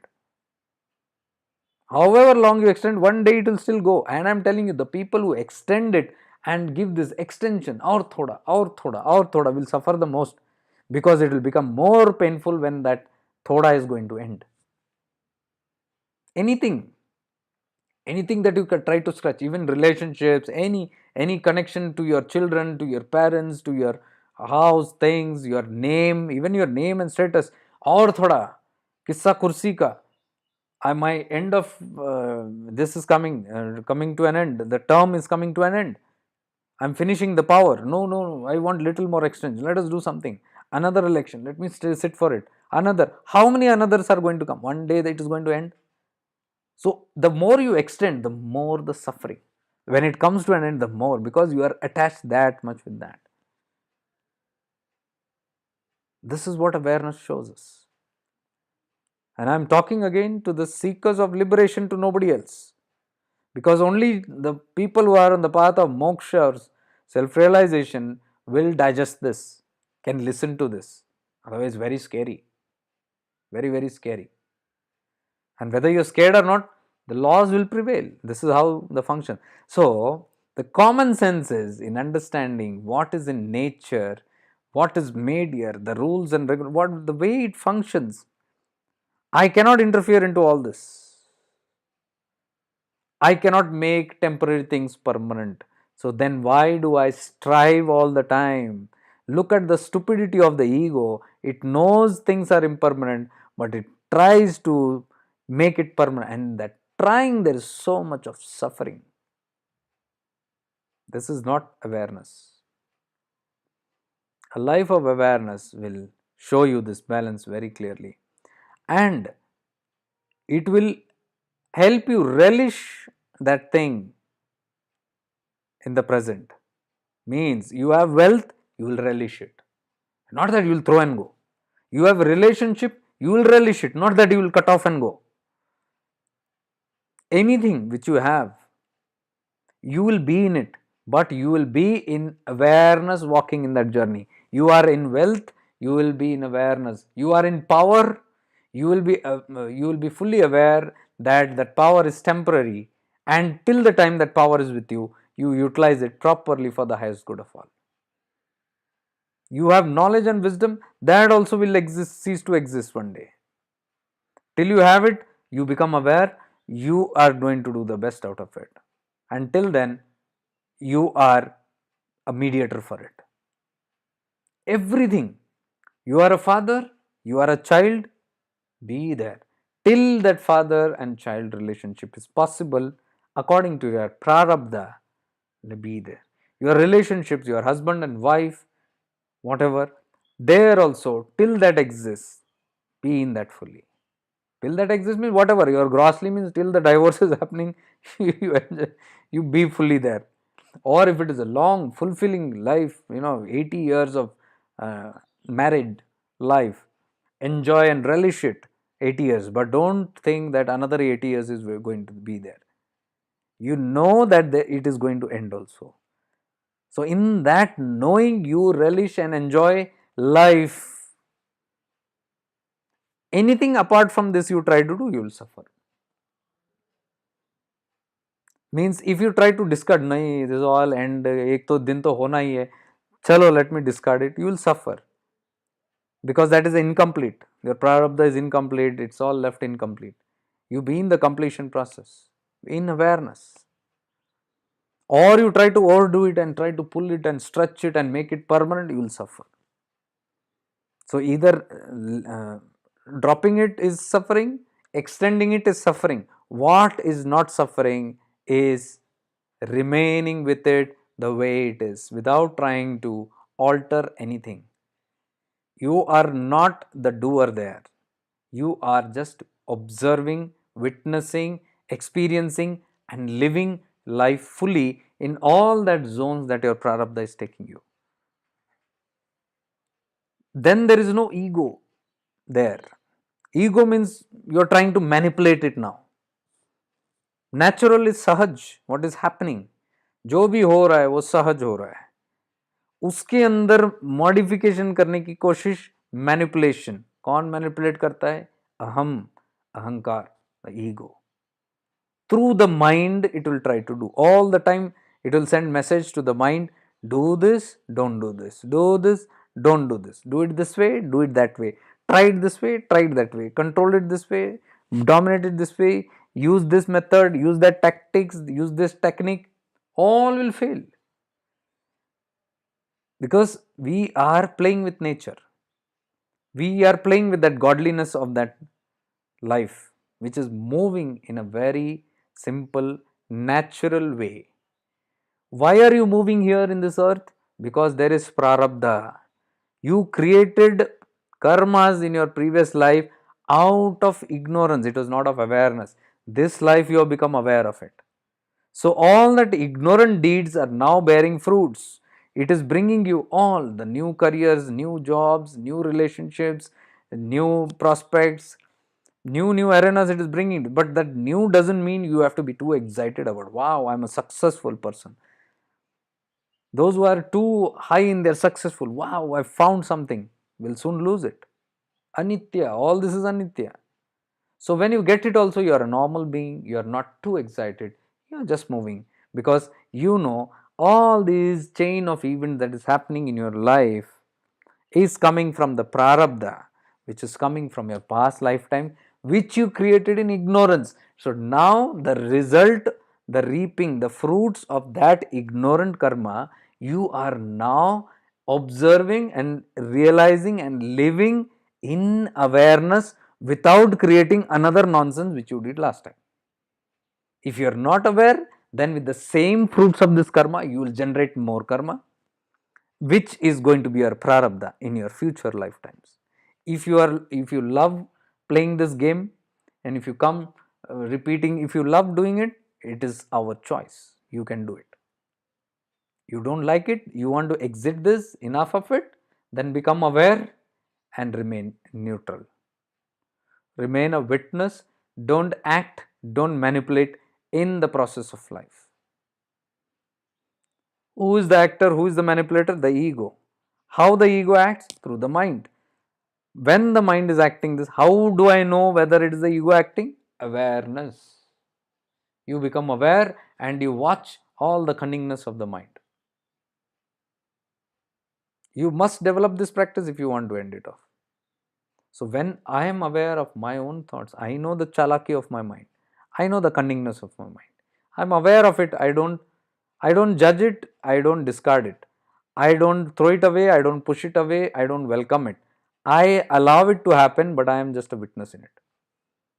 The thoughts are coming. I am aware of the thoughts, but I am not acting on it. No action.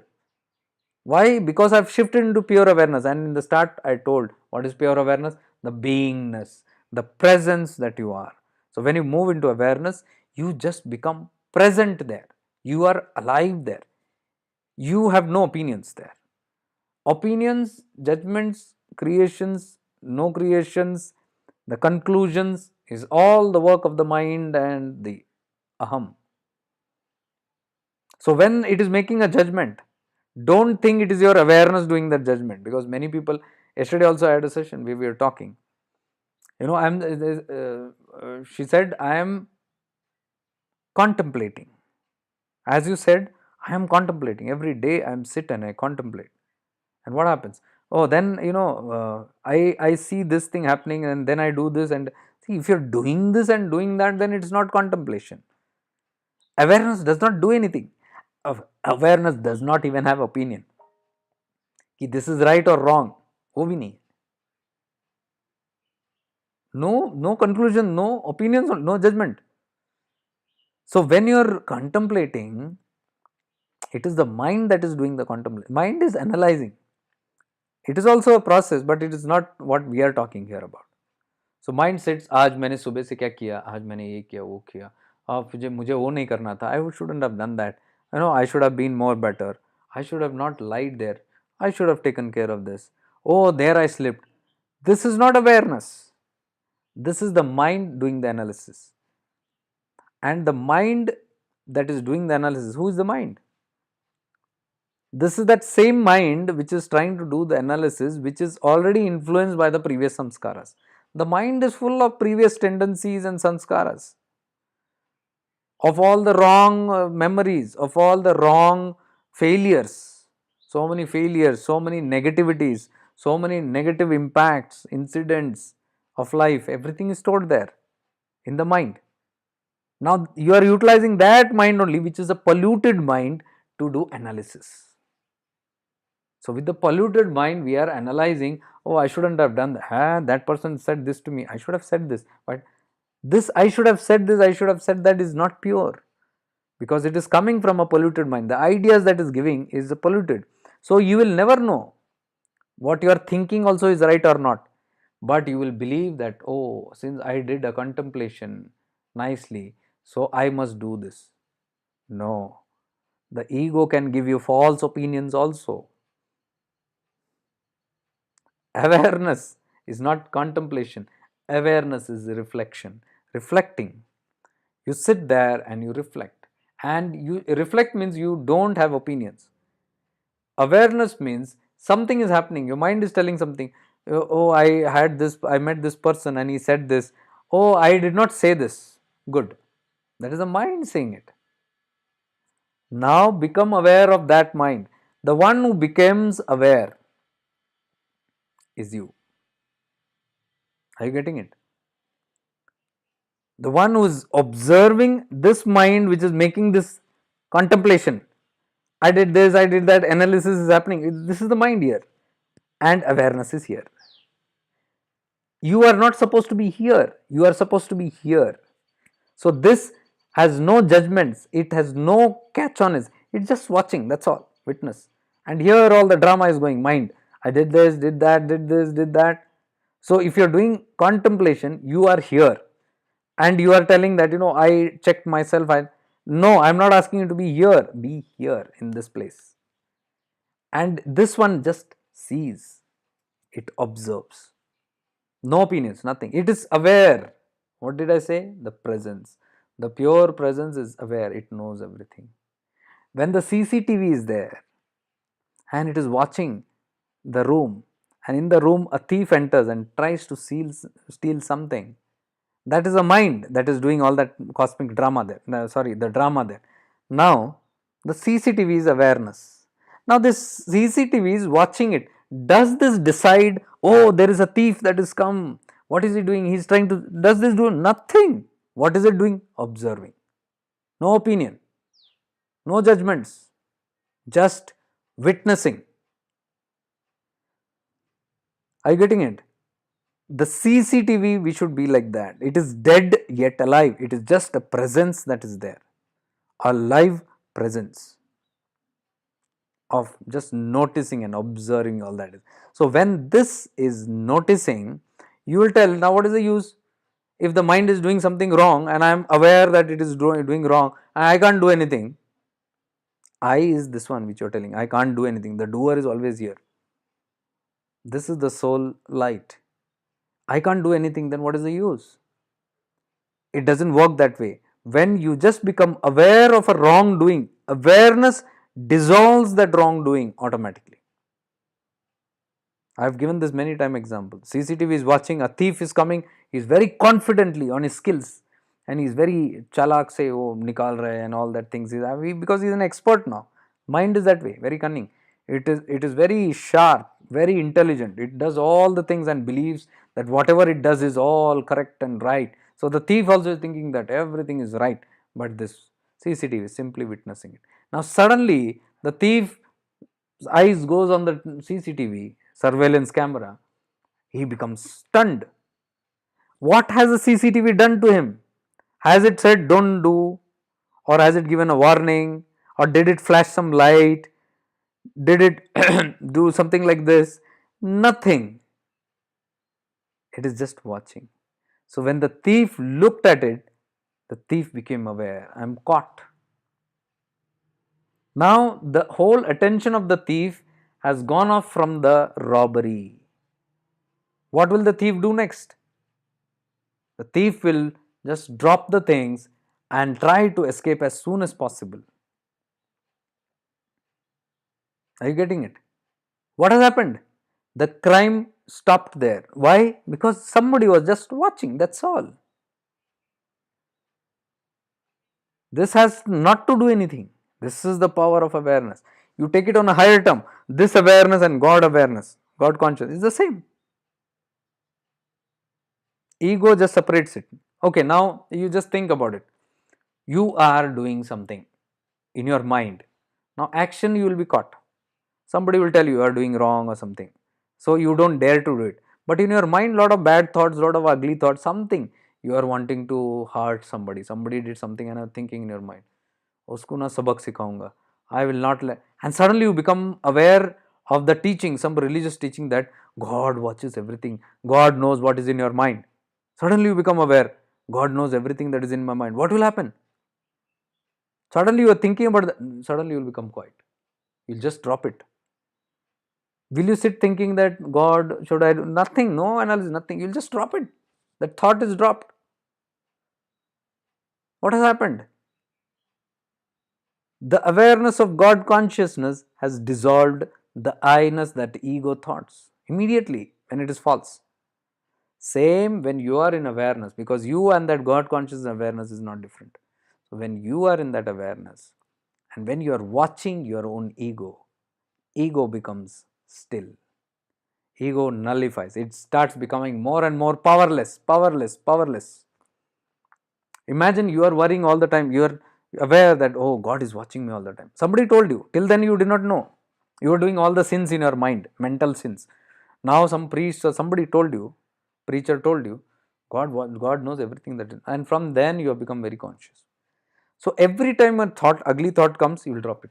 Moment you become aware God is watching, you will drop it. What is happening? In the whole process, when you keep doing this, that thought, that negative impulse which is coming, the vritti which is coming and trying to make you do wrong, it is becoming more and more powerless. The samskaras are automatically getting wiped out. So over a period of time, all these samskaras will slowly go. That is the power of this awareness. When you just watch through this awareness, all your vikaras, all your negative samskaras start dissolving, because now it knows, the ego knows that the light of awareness is watching. Do you see how powerful this is? All those who have been from the start to the end, I'm telling you, if you just listen to this video again in complete awareness, I can assure you this thing, that you will start seeing that transformation, inner evolution happening without doing anything. There is no need to do this tapas, that austerity, this japa, that nothing.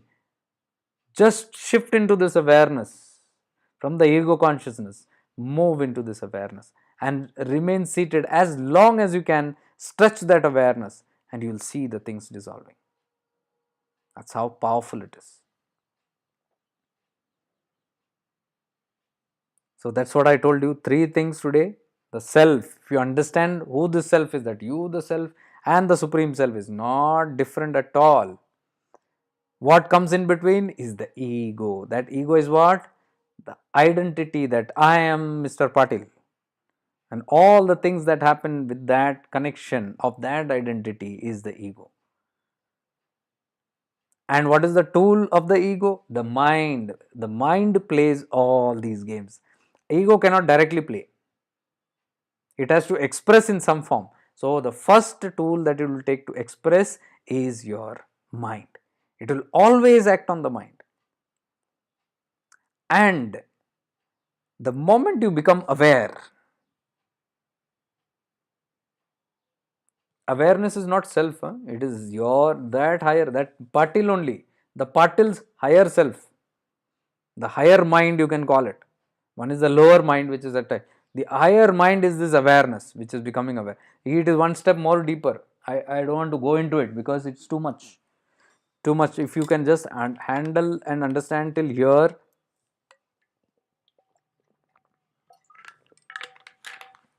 that will be enough. But if you can handle more, I can go to what Ramana is actually talking about. Ramana Maharishi is talking about something beyond even awareness.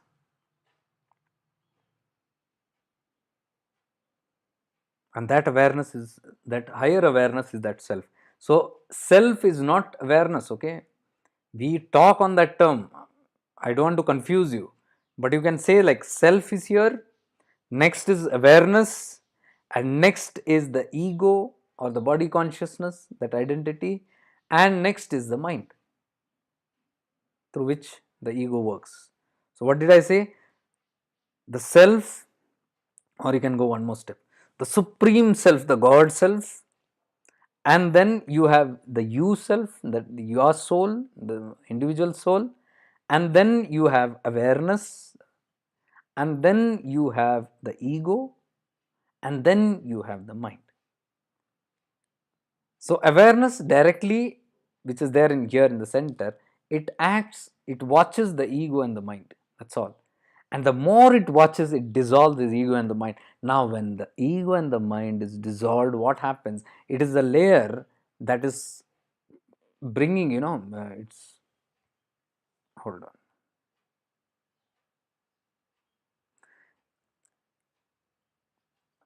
One second. Somebody's come.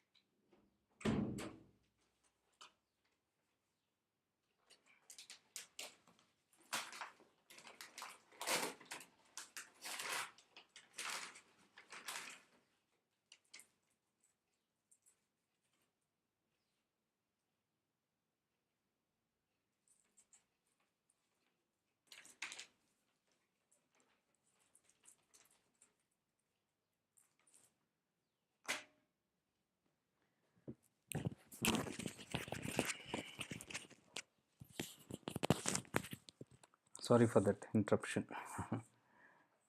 So I was saying, when the awareness looks at the ego and the mind, and eventually when the mind and the ego gets dissolved, this is the cause of you being separated from the supreme self, the ego.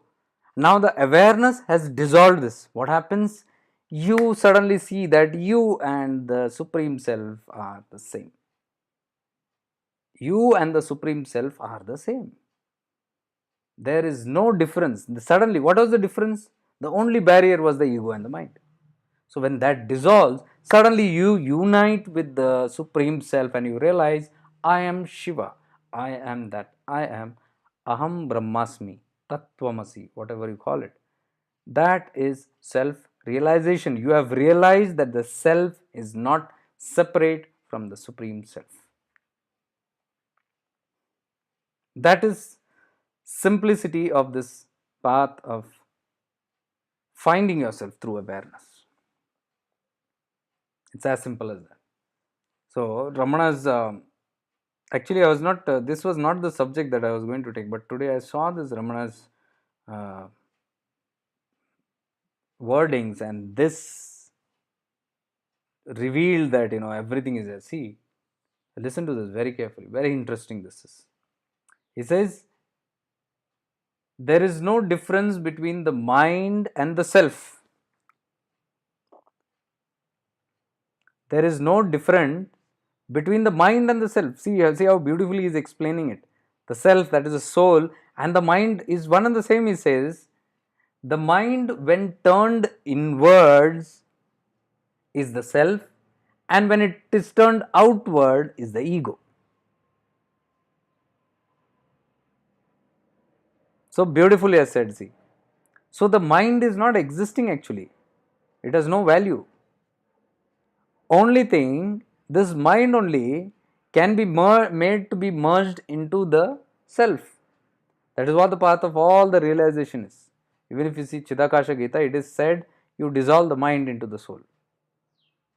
How? Nobody knows. Here it is explained very clearly. How? The mind, when it is turned outside all the time, it is caught up in the world of Maya. Maya appears only when the mind is outside. Attachments, desires, all come only when the mind is outside. But when that same mind is made to turn inward, your awareness will make that turn inwards. When it turns inward, it moves and sees the self, antarmukhi, from extroversion to introversion, from bahimukhi to antarmukhi. When it turns within, that same mind becomes the self. It dissolves into the self. So he says the mind and self are no different. एक पहलू है उसका. Self, from the self only the mind has come out. See this? This is the self and the mind has come out. Now this mind is the cause of all the problem. The self is as it is, just the presence. Now this mind, when turns outside, it is Maya. It is stuck up. It has this identity, it has this ego, everything is there when it is outside. But when it becomes antarmukhi and turns inward, connected to this, it merges with this. Eventually it merges in this. Eventually, I said, because when it turns, this is what we are practicing. Right now we have turned introvert, and all the practice of awareness we are doing like this. It is not this side, it is all inside.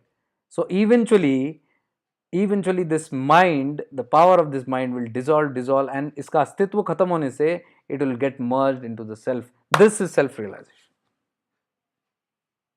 So beautifully he has explained this. Do you have any questions? Because I kept it very short today, because I didn't want to distract with too many things. This was just one subject that I wanted to enhance uh, totally about, fully focused. Please let me know if you have any questions.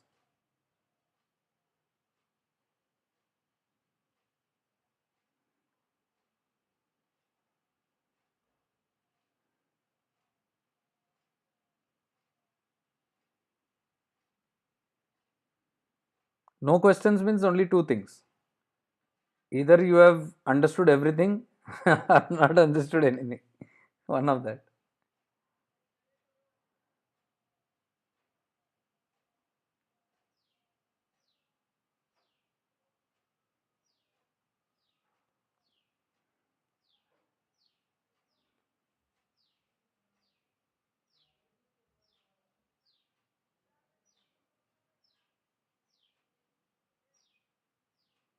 There was another post today.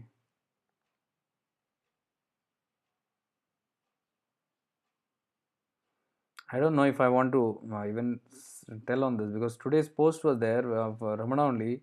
He said, the deeper into the heart one dives, the greater grows the bliss enjoyed, the intense bliss of the soul self awareness, which once appeared in various forms. It's a little complicated, but it's simpler. Another one says, one who has wisely chosen the straight path of self inquiry can never go astray. For like the bright clear sun, the self awareness reveals itself to whomever turns towards it. See, it reveals itself to whomever turns. Why we are not turned? We are always bahimukhi, always searching outside. All this clinging, all this parasitic kind of tendencies, dependency on this one, that one, and this practice, that practice. Somebody lead me the way. Somebody showed me the way. Show me the way. I am helpless without you. Everything is you. These are all tendencies of the mind and excuses, lame excuses of the mind, where it becomes outward. But this post says, the one who has chosen the straight path of self inquiry can never go astray, for like the bright clear sun, the self awareness reveals itself to whomever turns into it. Like the sun, you look away from the sun, you don't know the brilliance of the sun, but when you look at it, you can feel the light, you can experience the light, and you can see the brilliance of the sun. Same way, instead of becoming bahimukhi, when you turn inward and look at the brilliance of the self, it says the self awareness reveals itself to whomever turns towards it. The self will reveal itself.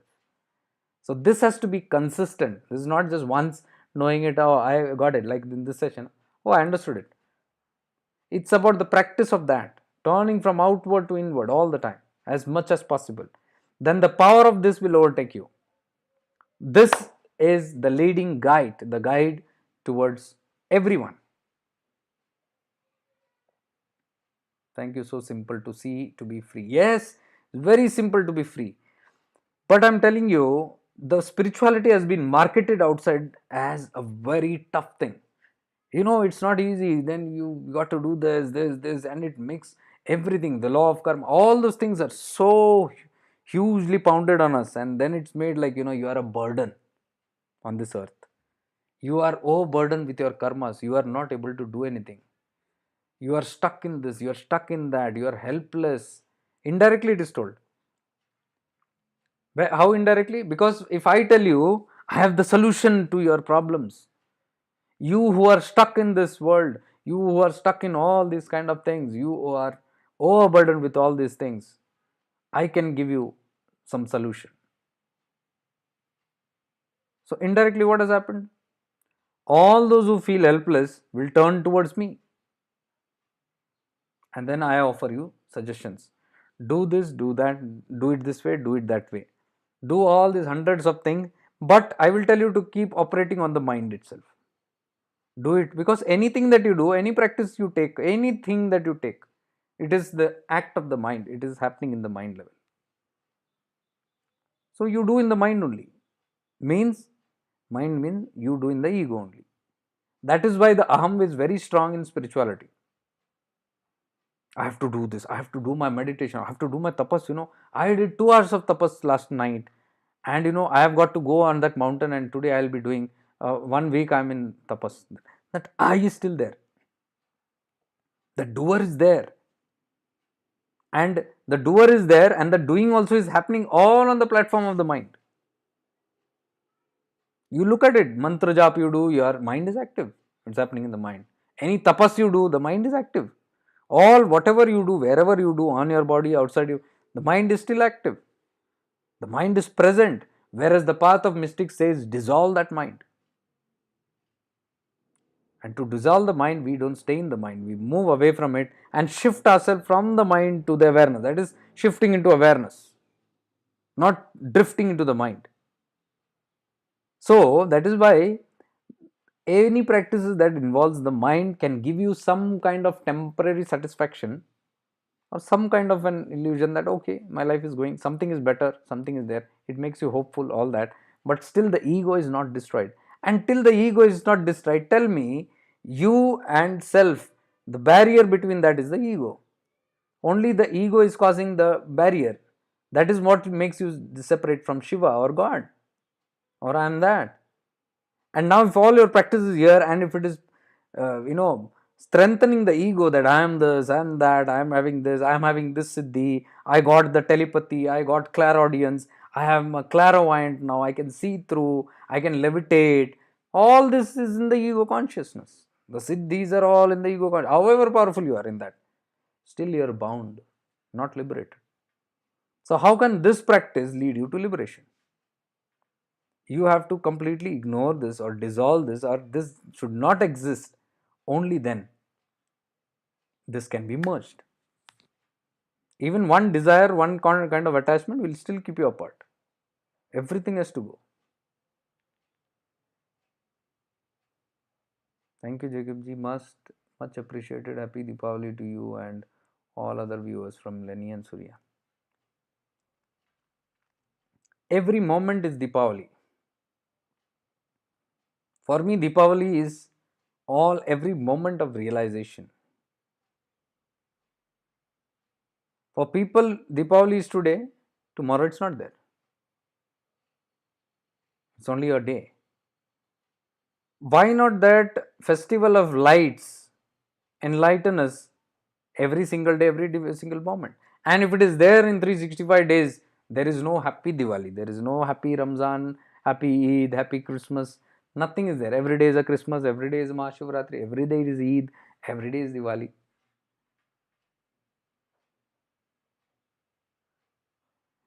It doesn't matter, because just because of our belief, it doesn't, it's not true that Diwali is there or not there.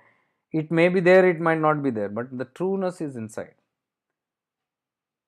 That is how I started today's session with saying that every day should be a Mahashivratri, not just one day. Why this? Even happy birthday. I have forgotten this happy birthday syndrome almost like 12 years now. 12, 12, 14 years. I've not celebrated. I don't want to get involved in it only. Even if people wish, I don't say thank you also. Arrogant. You can call me arrogant. Because somehow I want to hurt their ego. Happy birthday, Jacob. I just smile. Look at that arrogance. He doesn't have the courtesy to even say a simple thank you. How mean. And I smile. Ego is hurt. I wish somebody and I didn't get it back. Now what will happen with that hurt ego? Next birthday they will not wish. That is what I want. Don't wish. Get off that ridiculous cycle of happy days. Happy birthday, happy this day. Every day is a birthday. Every day your cells are birthing, new cells are born. Every day is a death day, your samadhi day. Every day cells are dying. You observe and see. Every day you are born from a mistake. Something happened and you died inside. Something inside you died. And then some light comes and then you get motivated again. You are dying inside also and you are birthing outside inside also. So every day this is happening. If you become aware of all these things, all the other externals will go. It's all a complete internal stuff that's happening.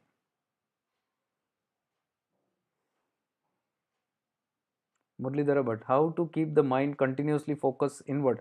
Through this practice of awareness.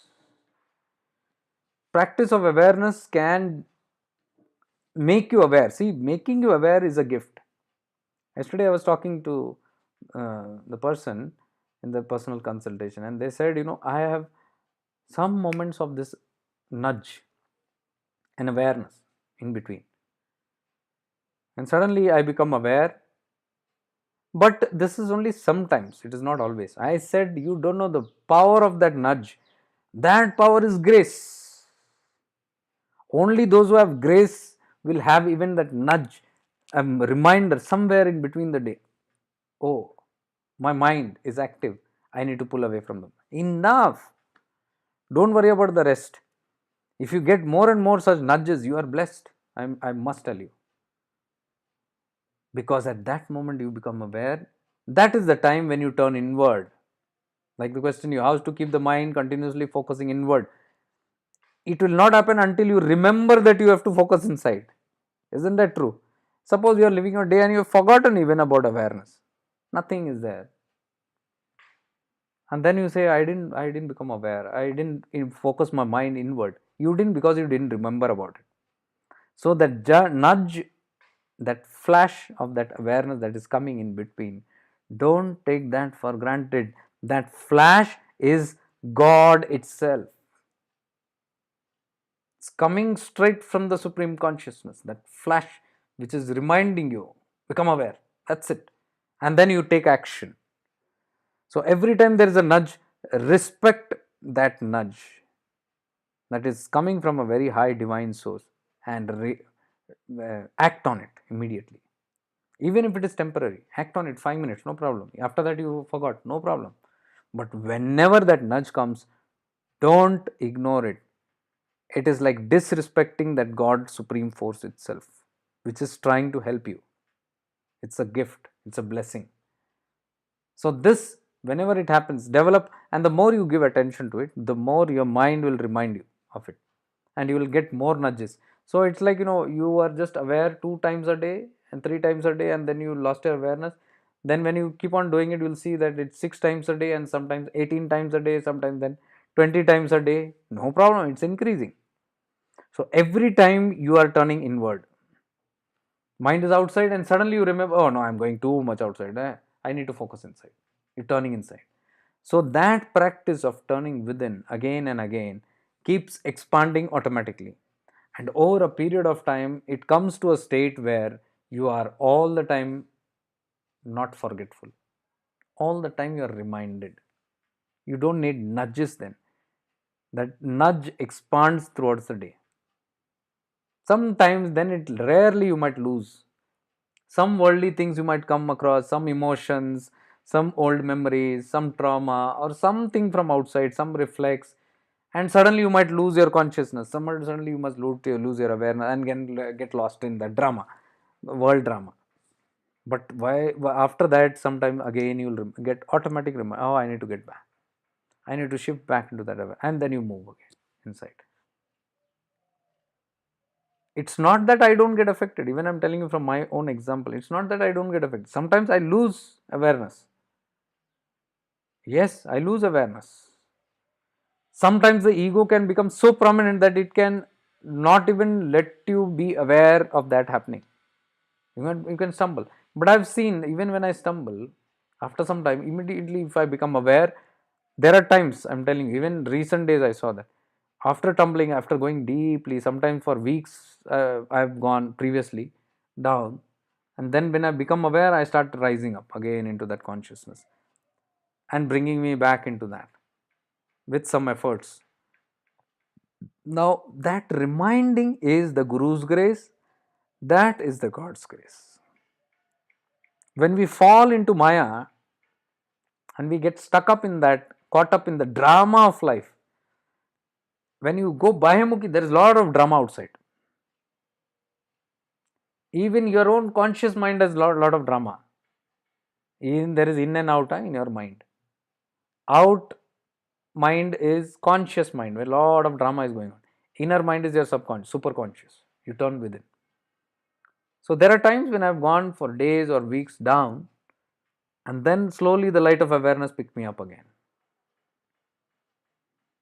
And there are times when I get caught up in this worldly drama of the mind of myself or others, and suddenly while that is in between that only the light of awareness stands up and it shows me this drama is going on.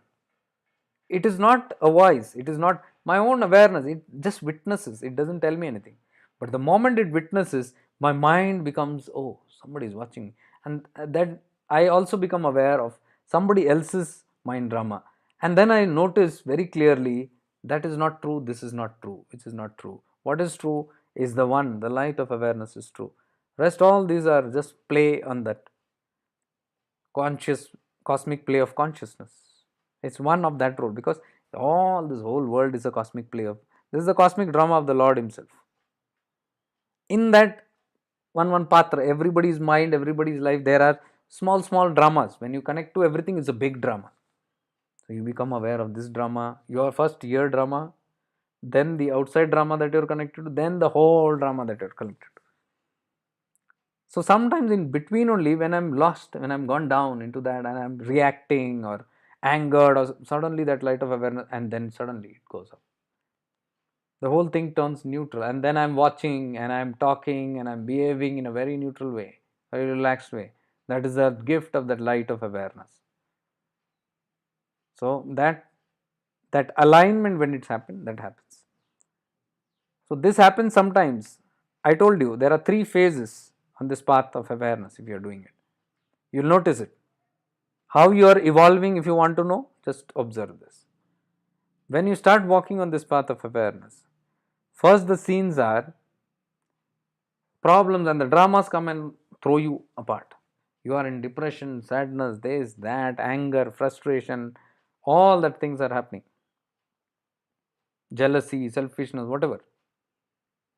And after it happening and going also, you are not aware. Those are the people who are non-spiritual, who don't even have an awakening. They will like that, murderers, all the crime makers, all these people. It will happen in no awareness. Awareness is completely dead. But when you come into the spiritual path, and especially the path of awareness, you will see that some incident or the drama has happened and gone, and you are it has happened and gone. Now you are in that frame of mind lower. Then suddenly the light of awareness gives you the light, and slowly you pick back yourself and start moving back again into the path. This happens again and again. Knock. That is the first stage. But you are aware now. But after the incident has happened, you have become aware. So you are trying now. Now people are struggling. Many of them are in that phase who come to me and they tell this happened, now I want to get. Okay, the practices are there. But slowly, as you move ahead on the path, you will see that while the drama is happening, while the cosmic drama, or you can say, yeah, while the drama is happening in your life, suddenly in midst of that beach me, suddenly you become alert and aware of, hey, what am I doing? I'm getting angered. Why I'm getting triggered? And oh, I'm losing track. I'm in my mind. I'm in my ego. Suddenly I go into that awareness, and half you have played the drama, but half the moment you become aware, like the thief when sees the CCTV, half crime he did, the half dropped it. This mind also drops it. The drama drops. So half you have played a reactive role, and the other half you are neutral. That is the second phase where you will see things are happening, but while it is happening, you become aware, and the intensity of those dramas will go down. Slowly, slowly, slowly. So the repeated incidents also, how many times ever it happens, half, it is getting only half power. Then it is becoming powerless. So the power of those incidents are going down. So the incidents will take lesser and lesser place. Third stage is, even before the drama is going to happen and it's very coming very close to you, you become aware of it. You know something is coming, and the moment something is coming, it becomes powerless. Just like the thief is entering through the window into the house, and the first thing that is, when he's about to jump inside the house, he sees the CCTV. From there only he jumps out. It doesn't come in also. So this is the third stage, where just before it's going to happen, you realize it's coming. That shows that you are living more in awareness. You're not allowing anything to affect you. And then when that keeps on expanding, the fourth stage is a very high state. It's like always in a state of awareness. Whether it comes to you or it is miles apart also, it doesn't bother to you.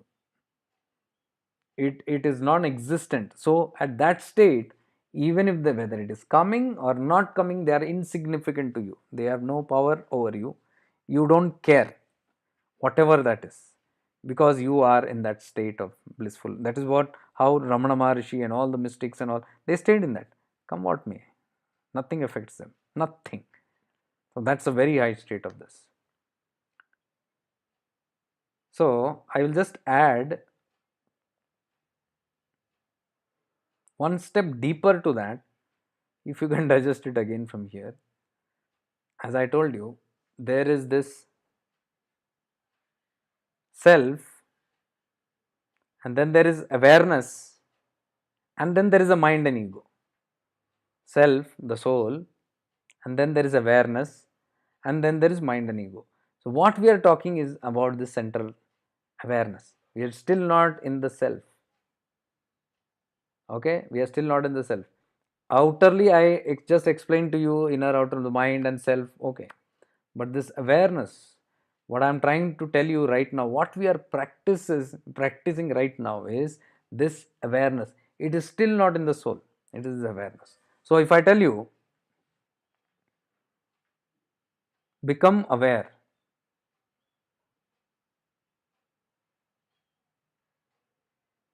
of your right finger,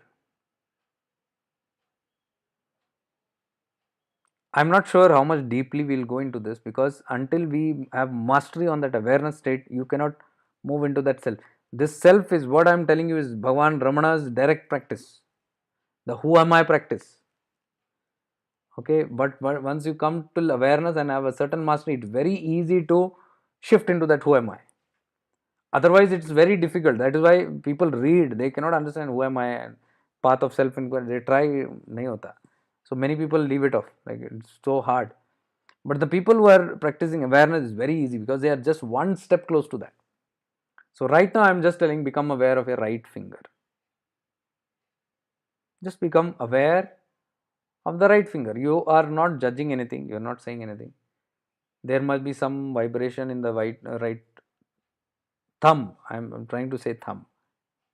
Right hand thumb. Become aware of the thumb, you might notice some sensation, some warmth, some feeling, some liveness in that. Become aware of the nail of the thumb, right thumb.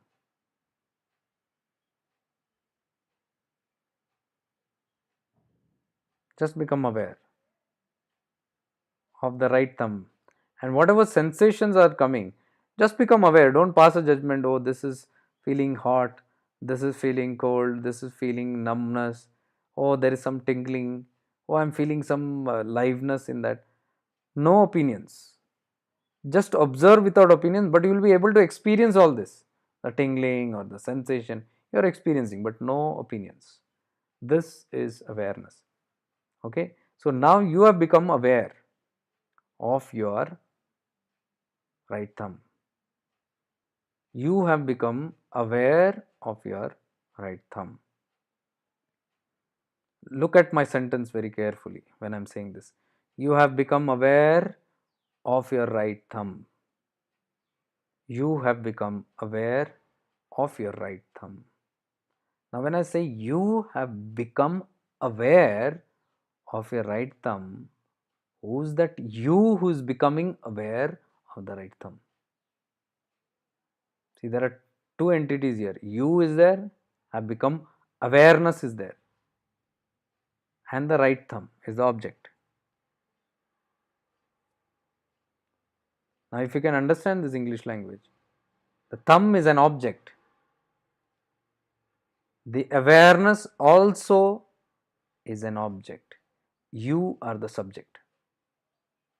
If it is too philosophical, I'll just go very simple. Now, become aware of the right thumb. Are you becoming aware of your right thumb?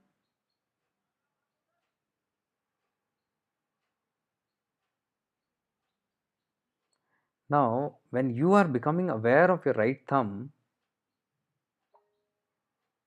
who is the one who is aware of the right thumb? There is some entity that is becoming aware of the right thumb. There is some entity, because there is someone who knows that someone is becoming aware of the right thumb. Who is that someone? That someone is the self. That someone is the soul. So the soul knows that you are becoming aware of this thumb. I won't go too much into it. How much you can catch from it, you catch it. If you caught it, good. Otherwise, in the coming practices, I'll go deeper into it. But I don't want to confuse too much on it. But if you get this, you are very close to that step of knowing the self. Because Ramana only talks about this self. He doesn't even talk about this being which is becoming aware.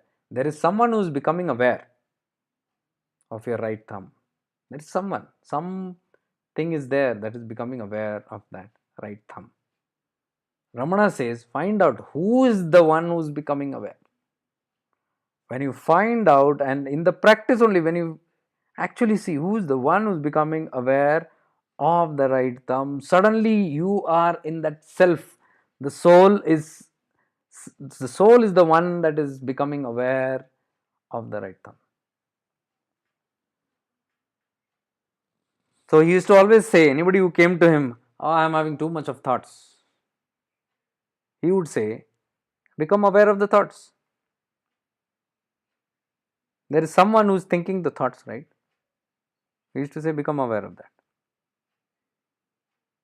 So you become aware of the thoughts. Yes, I am becoming aware of the thoughts. You say, who is the one who is becoming aware of the thoughts? Find out who is the one who is becoming aware of the thoughts.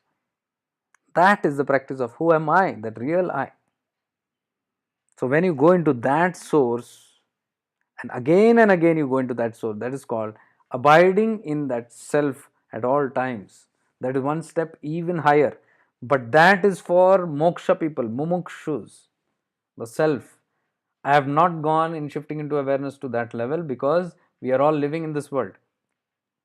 So only path of awareness, till the moment you are becoming aware, that's more than enough. Because you will detach from the doership, from all the maya and all these subtle things, you will see very clearly. attachments, all these things you can see in the level of awareness only.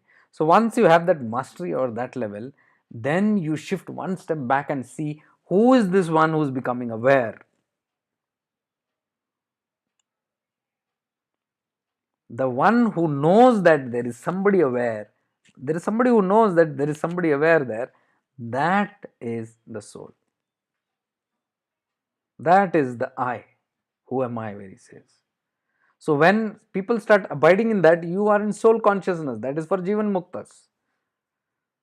You will almost become dysfunctional in the world. So I've not gone so deep into that. That I call as higher awareness, deeper. So for us practitioners, I think even at this level of just becoming aware, you give up a lot of things, you disconnect with a lot of things you work on. And I believe that is a preparatory stage for you to jump one ahead. Whenever you feel ready, or now my practice must intensify, now I'm done with the world, now everything is done with, all is done. Now I need to be abiding with my soul only. That time, this is very good. So I've been practicing this in Tirunamalai at Ramanashram. So, any other questions, or we can end the session today here? I didn't want to go any more deeper, too deeper.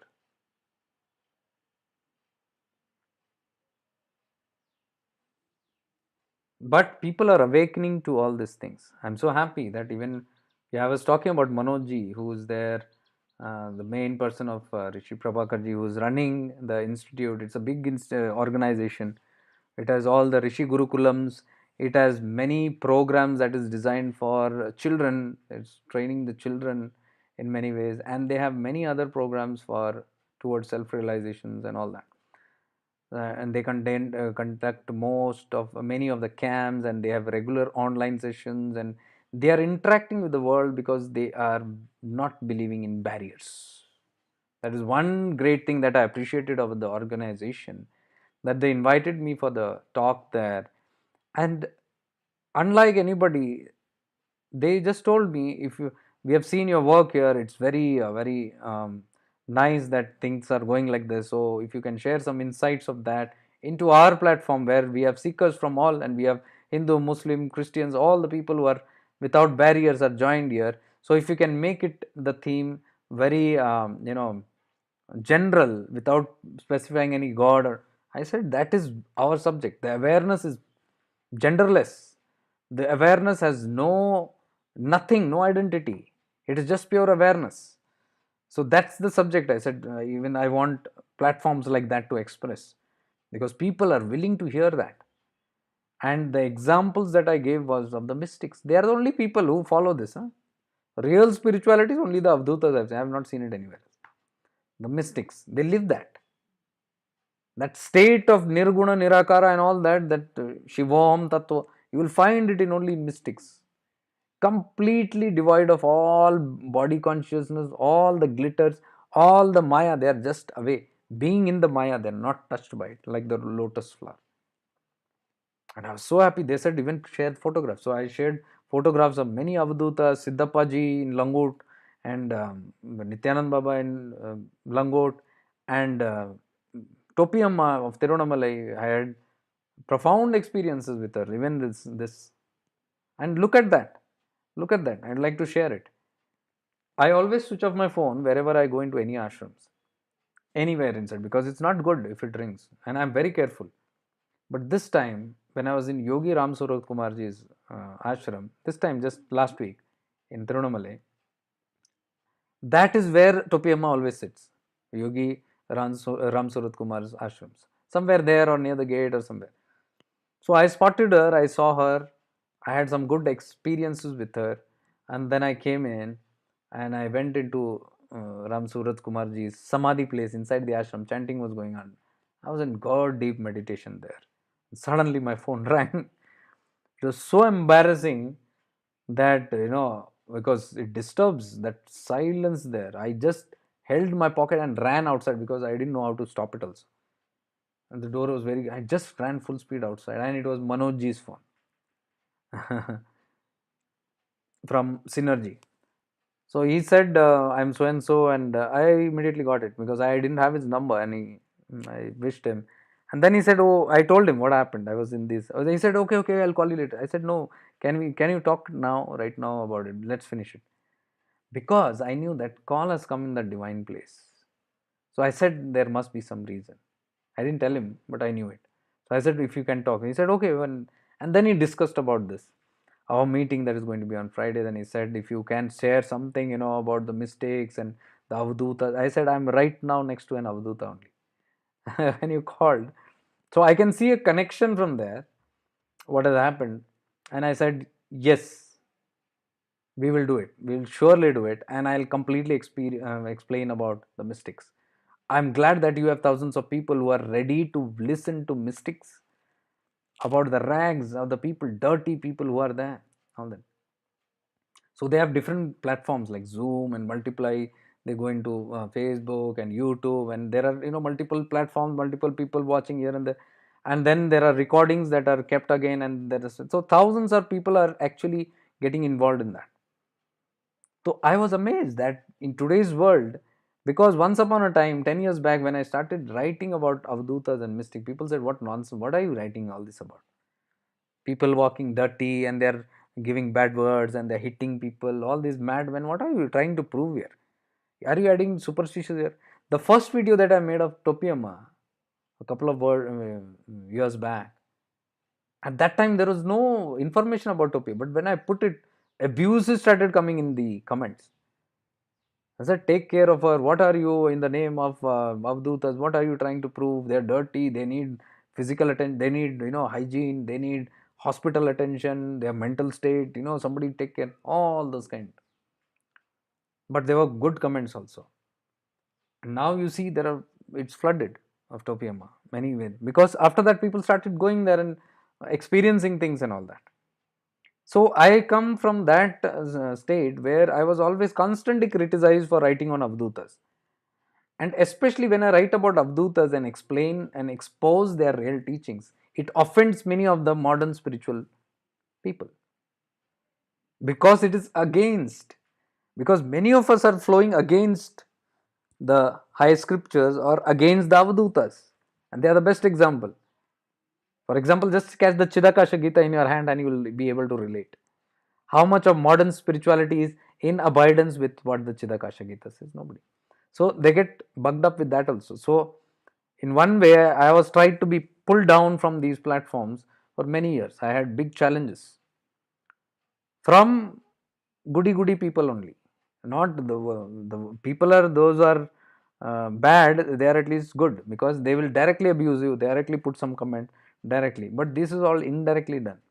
Smilingly, they try to take you off because you are a threat in the society where the things are positioned in such a way, you know. But we must understand this is not me or an individual. This is the play. These the avdutas also have their own ways of performing or doing their work, and they are here for a reason.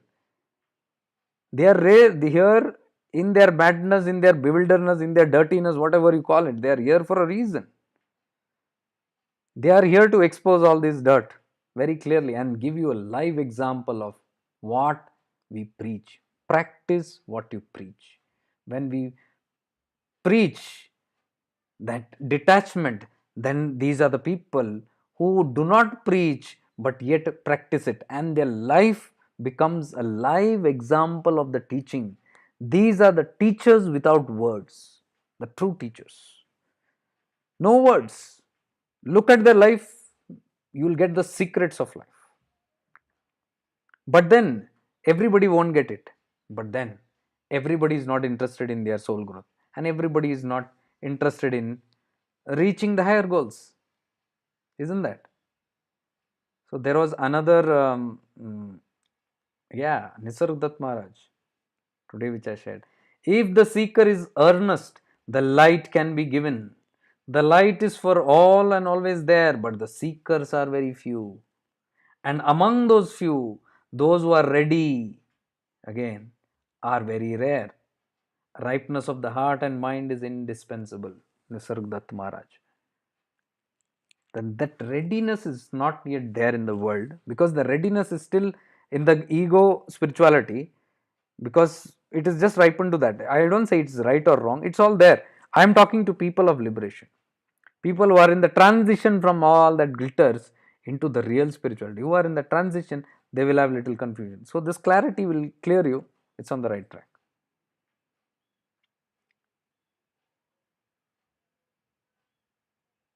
So Manojji was very keen on, he was constantly asking me about Avdutas, and the questions that came from the seekers there, they were all so deeply involved. They were trying to find out Avdutas and how, instead of finding where will I get Avdutas, where should I go to, please tell us. Instead of that, they was like, what are they? What are they trying to do? What can we gain from them? What is the purpose of Avdutas? What are these mystics about? Very genuine and very, very uh, important questions.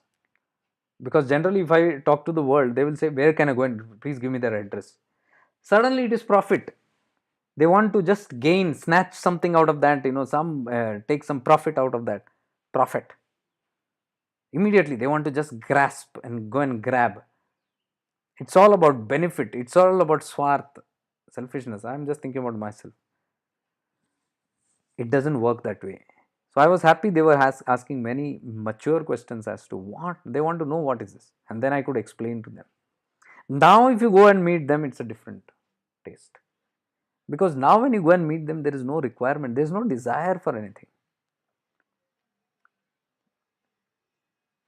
Shilpa Joshi, this has been such an insightful session. Please conduct such session for focusing only on one particular subject. The message just hit the right spot within and starts doing the inner work. Thank you for your feedback. I shall do that. I got that, because if it is too scattered, the message goes. So I don't want to make it like 4 hours or this also. I'm just focused on the subject till it is clear. That's fine. This I learned from Manojji's team, because they, even if I wander here and there, they used to bring me back their questions. Manojji is very prompt, so slowly he'll bring me back into the topic of what we are focusing. I learned. Beautiful. So when we know what they can do to our consciousness, when we are focused on our consciousness, which is what they're here to give. They are not here to give gadi bangla, relationships and wealth and all that. That wrong people to go and ask for children, for marriage, for prosperity, name. But people go there to ask all that. That is why Bhagwan Nityananda said, जो मैं देना चाहता हूँ वो देने लेने के लिए कोई नहीं है. Shirdi Sai Baba also said that. What I want to give, there are no takers. My Guru also said this. What I want to really give, there are no takers, because I don't see anybody taking what I really want to give. They come to take health, wealth, prosperity, abundance, relations, all this only worldly stuff. Though I give it to them, it's not like, but that's not the full-fledged thing that I want to give. What I want to give really, that area is empty.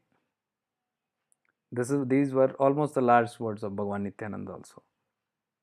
These are the actual truths of these mystics also, because whenever I go to this mystic, people are there with all the gross kind of things.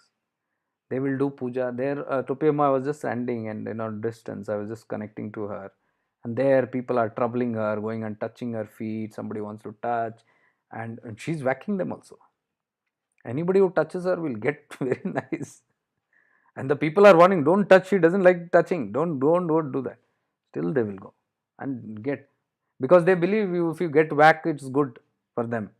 Karmas will go and get destroyed. See, there also it is such selfishness.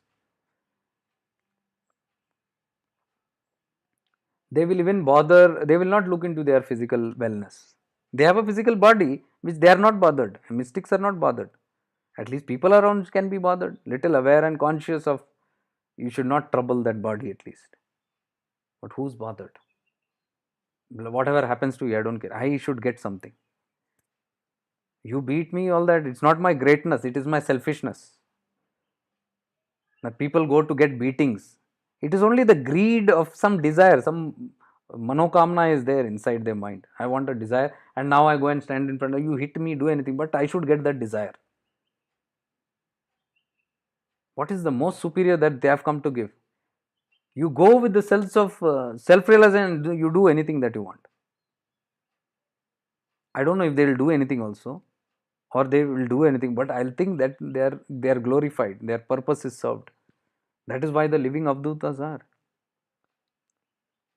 I'll tell you my latest experience with opium only.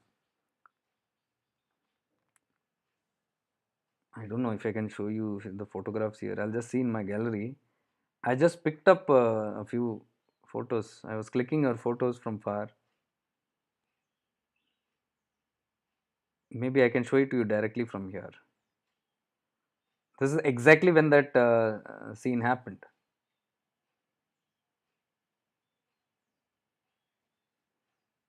I don't know if you can see it. Let me just see.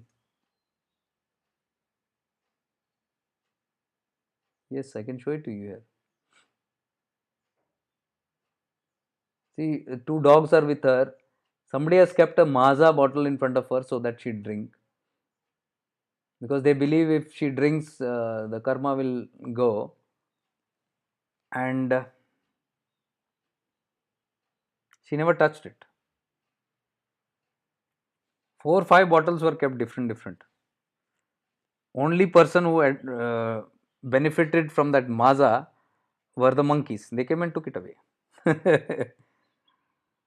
So this is just the scene when I met her, and I was talking to her for a lot. I was talking to my friends about all this. Yeah, recording will be available, Santaji. You can use this video.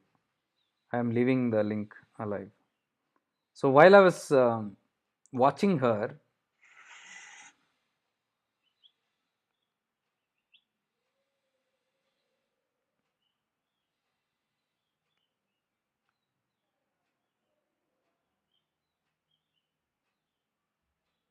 they were bothering her like anything. You can see this video.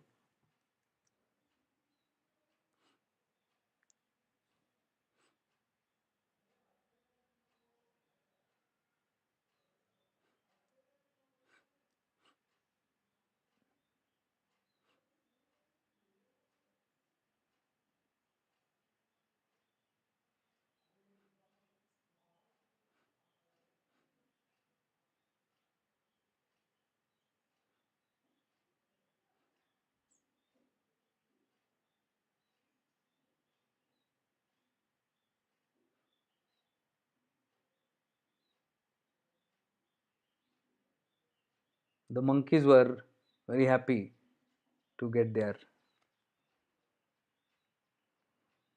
So these are all the scenes from there. I am showing it to you for a purpose.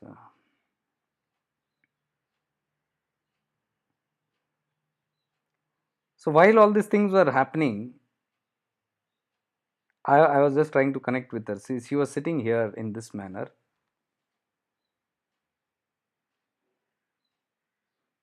This is Yogi Ram Surat Kumarji's building, ashram. In front of that gate only, she was sitting and people were crowding her.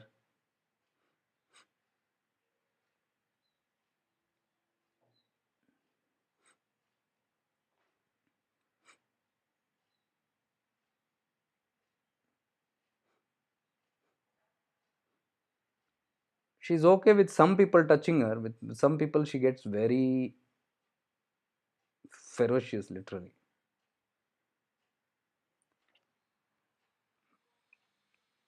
So while this thing was going, I was just standing there and trying to connect to her. Then she went away from there because people were troubling. She moved here, there, here, and finally she found a secluded place, which is the first photograph that I showed you. And she was sitting there. She was sitting there in this manner. Where is it? So what happened was I was connecting to her, and in my consciousness, just for the sake of connecting to her, nothing, no asking, no giving, nothing, just connecting to her consciousness and standing there and looking at her. And then what happened was, when that connection was established, suddenly my body felt heated up. It was so much hot suddenly, and I could understand, well, I'm connected now, but I was, and then my ears became moist, my eyes became little moist. So I could understand the connection is established, and that moment, Amma was very jittery, moving here and hitting the flies, and the dogs were she was looking at that. But the moment that connection got established, she became still, and she sat in immediately Padmasana. See, here she was sitting in a different way. See, immediately this is the photo. She changed her position immediately, not out of some doing or something. It just spontaneously was happening to her. She just sat down, and her eyes began blinking up and down, like this. She was doing like we do the pranakriyas of Gurudev. This was happening. And then what happened was I was just watching her. Then suddenly she burst into laughter, which is not Topiamma. She's always very serious. She's hardly smiling. She laughed, and she was laughing, and she was laughing. And the laughter was so this that what she did was, she was sitting and laughing. My mobile, I had put it in my pocket, and suddenly I realized, oh my god, this is the first time I'm seeing her laughing so much. I must capture this. I put my hand into my pocket, and she was laughing, and she's not looking at me. The moment I put my hand into my pocket and pulled my mobile, she took her frock and covered her face. And she was laughing inside. So I could see only her eyes like this, and she had covered, and she was shaking this way. She was laughing. At that moment, I felt so overwhelmed of that love. And I said, okay, you're laughing, Amma. In my heart, I said, okay, you're laughing, Amma. I'll wait. I'll wait with this camera till I can capture your face. And that moment she dropped it. And she continued laughing. She was like as though trying to control her laughter. So, it was such a childish kind of a innocence, behavior of innocence. Nothing more. That thing happened. I stood there for some time. Tears were in my eyes and all that. For some time, I stood more there, 5 minutes more. Then I just worshipped from outside. I gave a pranam and I left from there. So this is one thing that can happen. There is no need for anything from them, or that love is enough. That connection is enough, and they acknowledge it in various ways. I don't know if I can show you that video, because the moment I started that video only, she had dropped her from her face.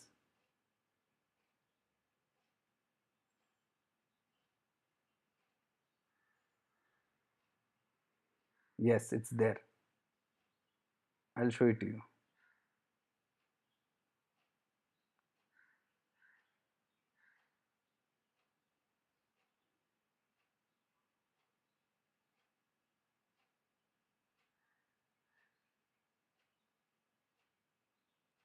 Just 1 second.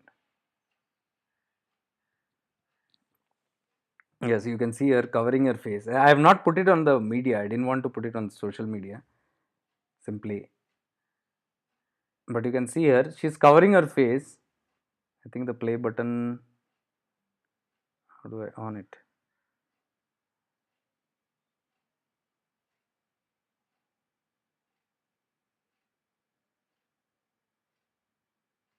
See, she dropped it, and she's controlling as though laughing, controlling.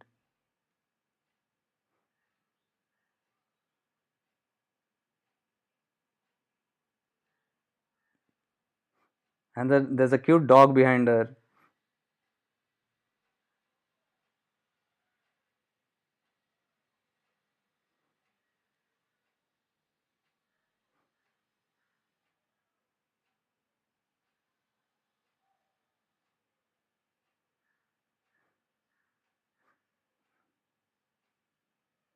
See, that's not her usual state of being.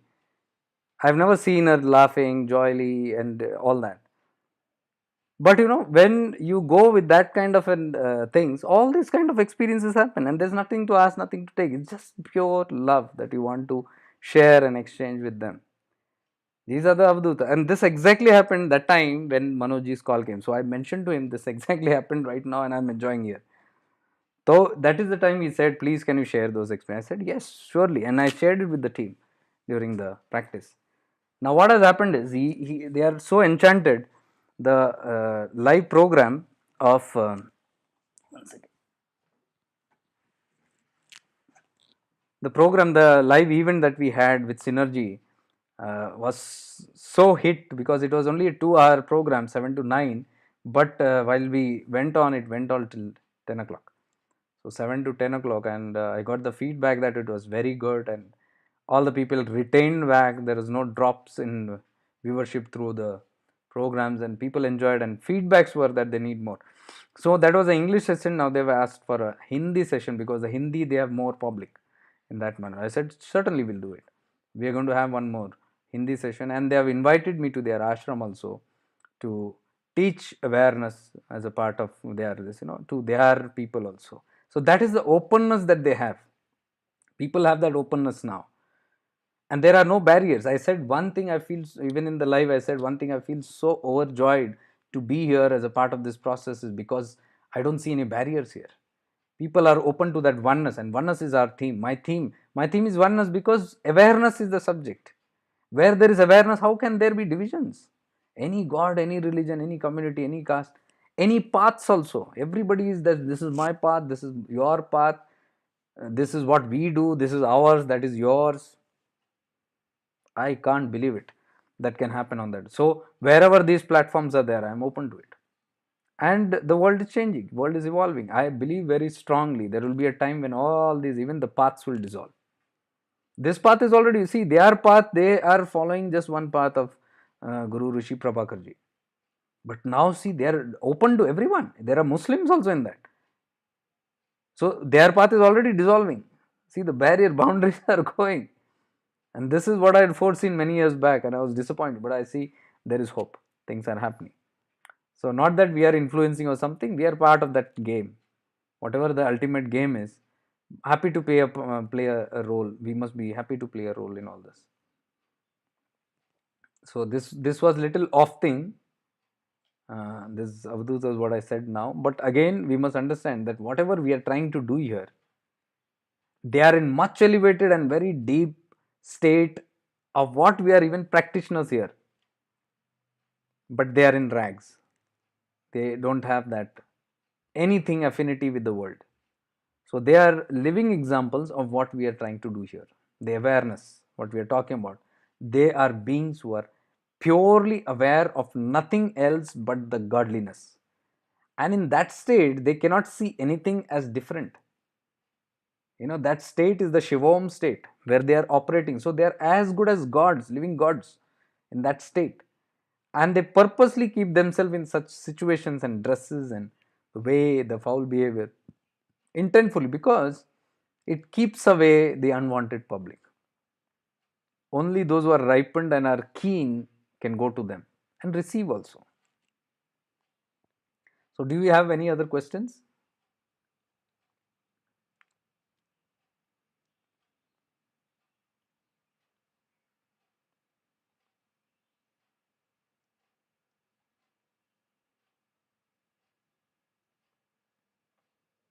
Okay, then I believe it's all clear to all of us.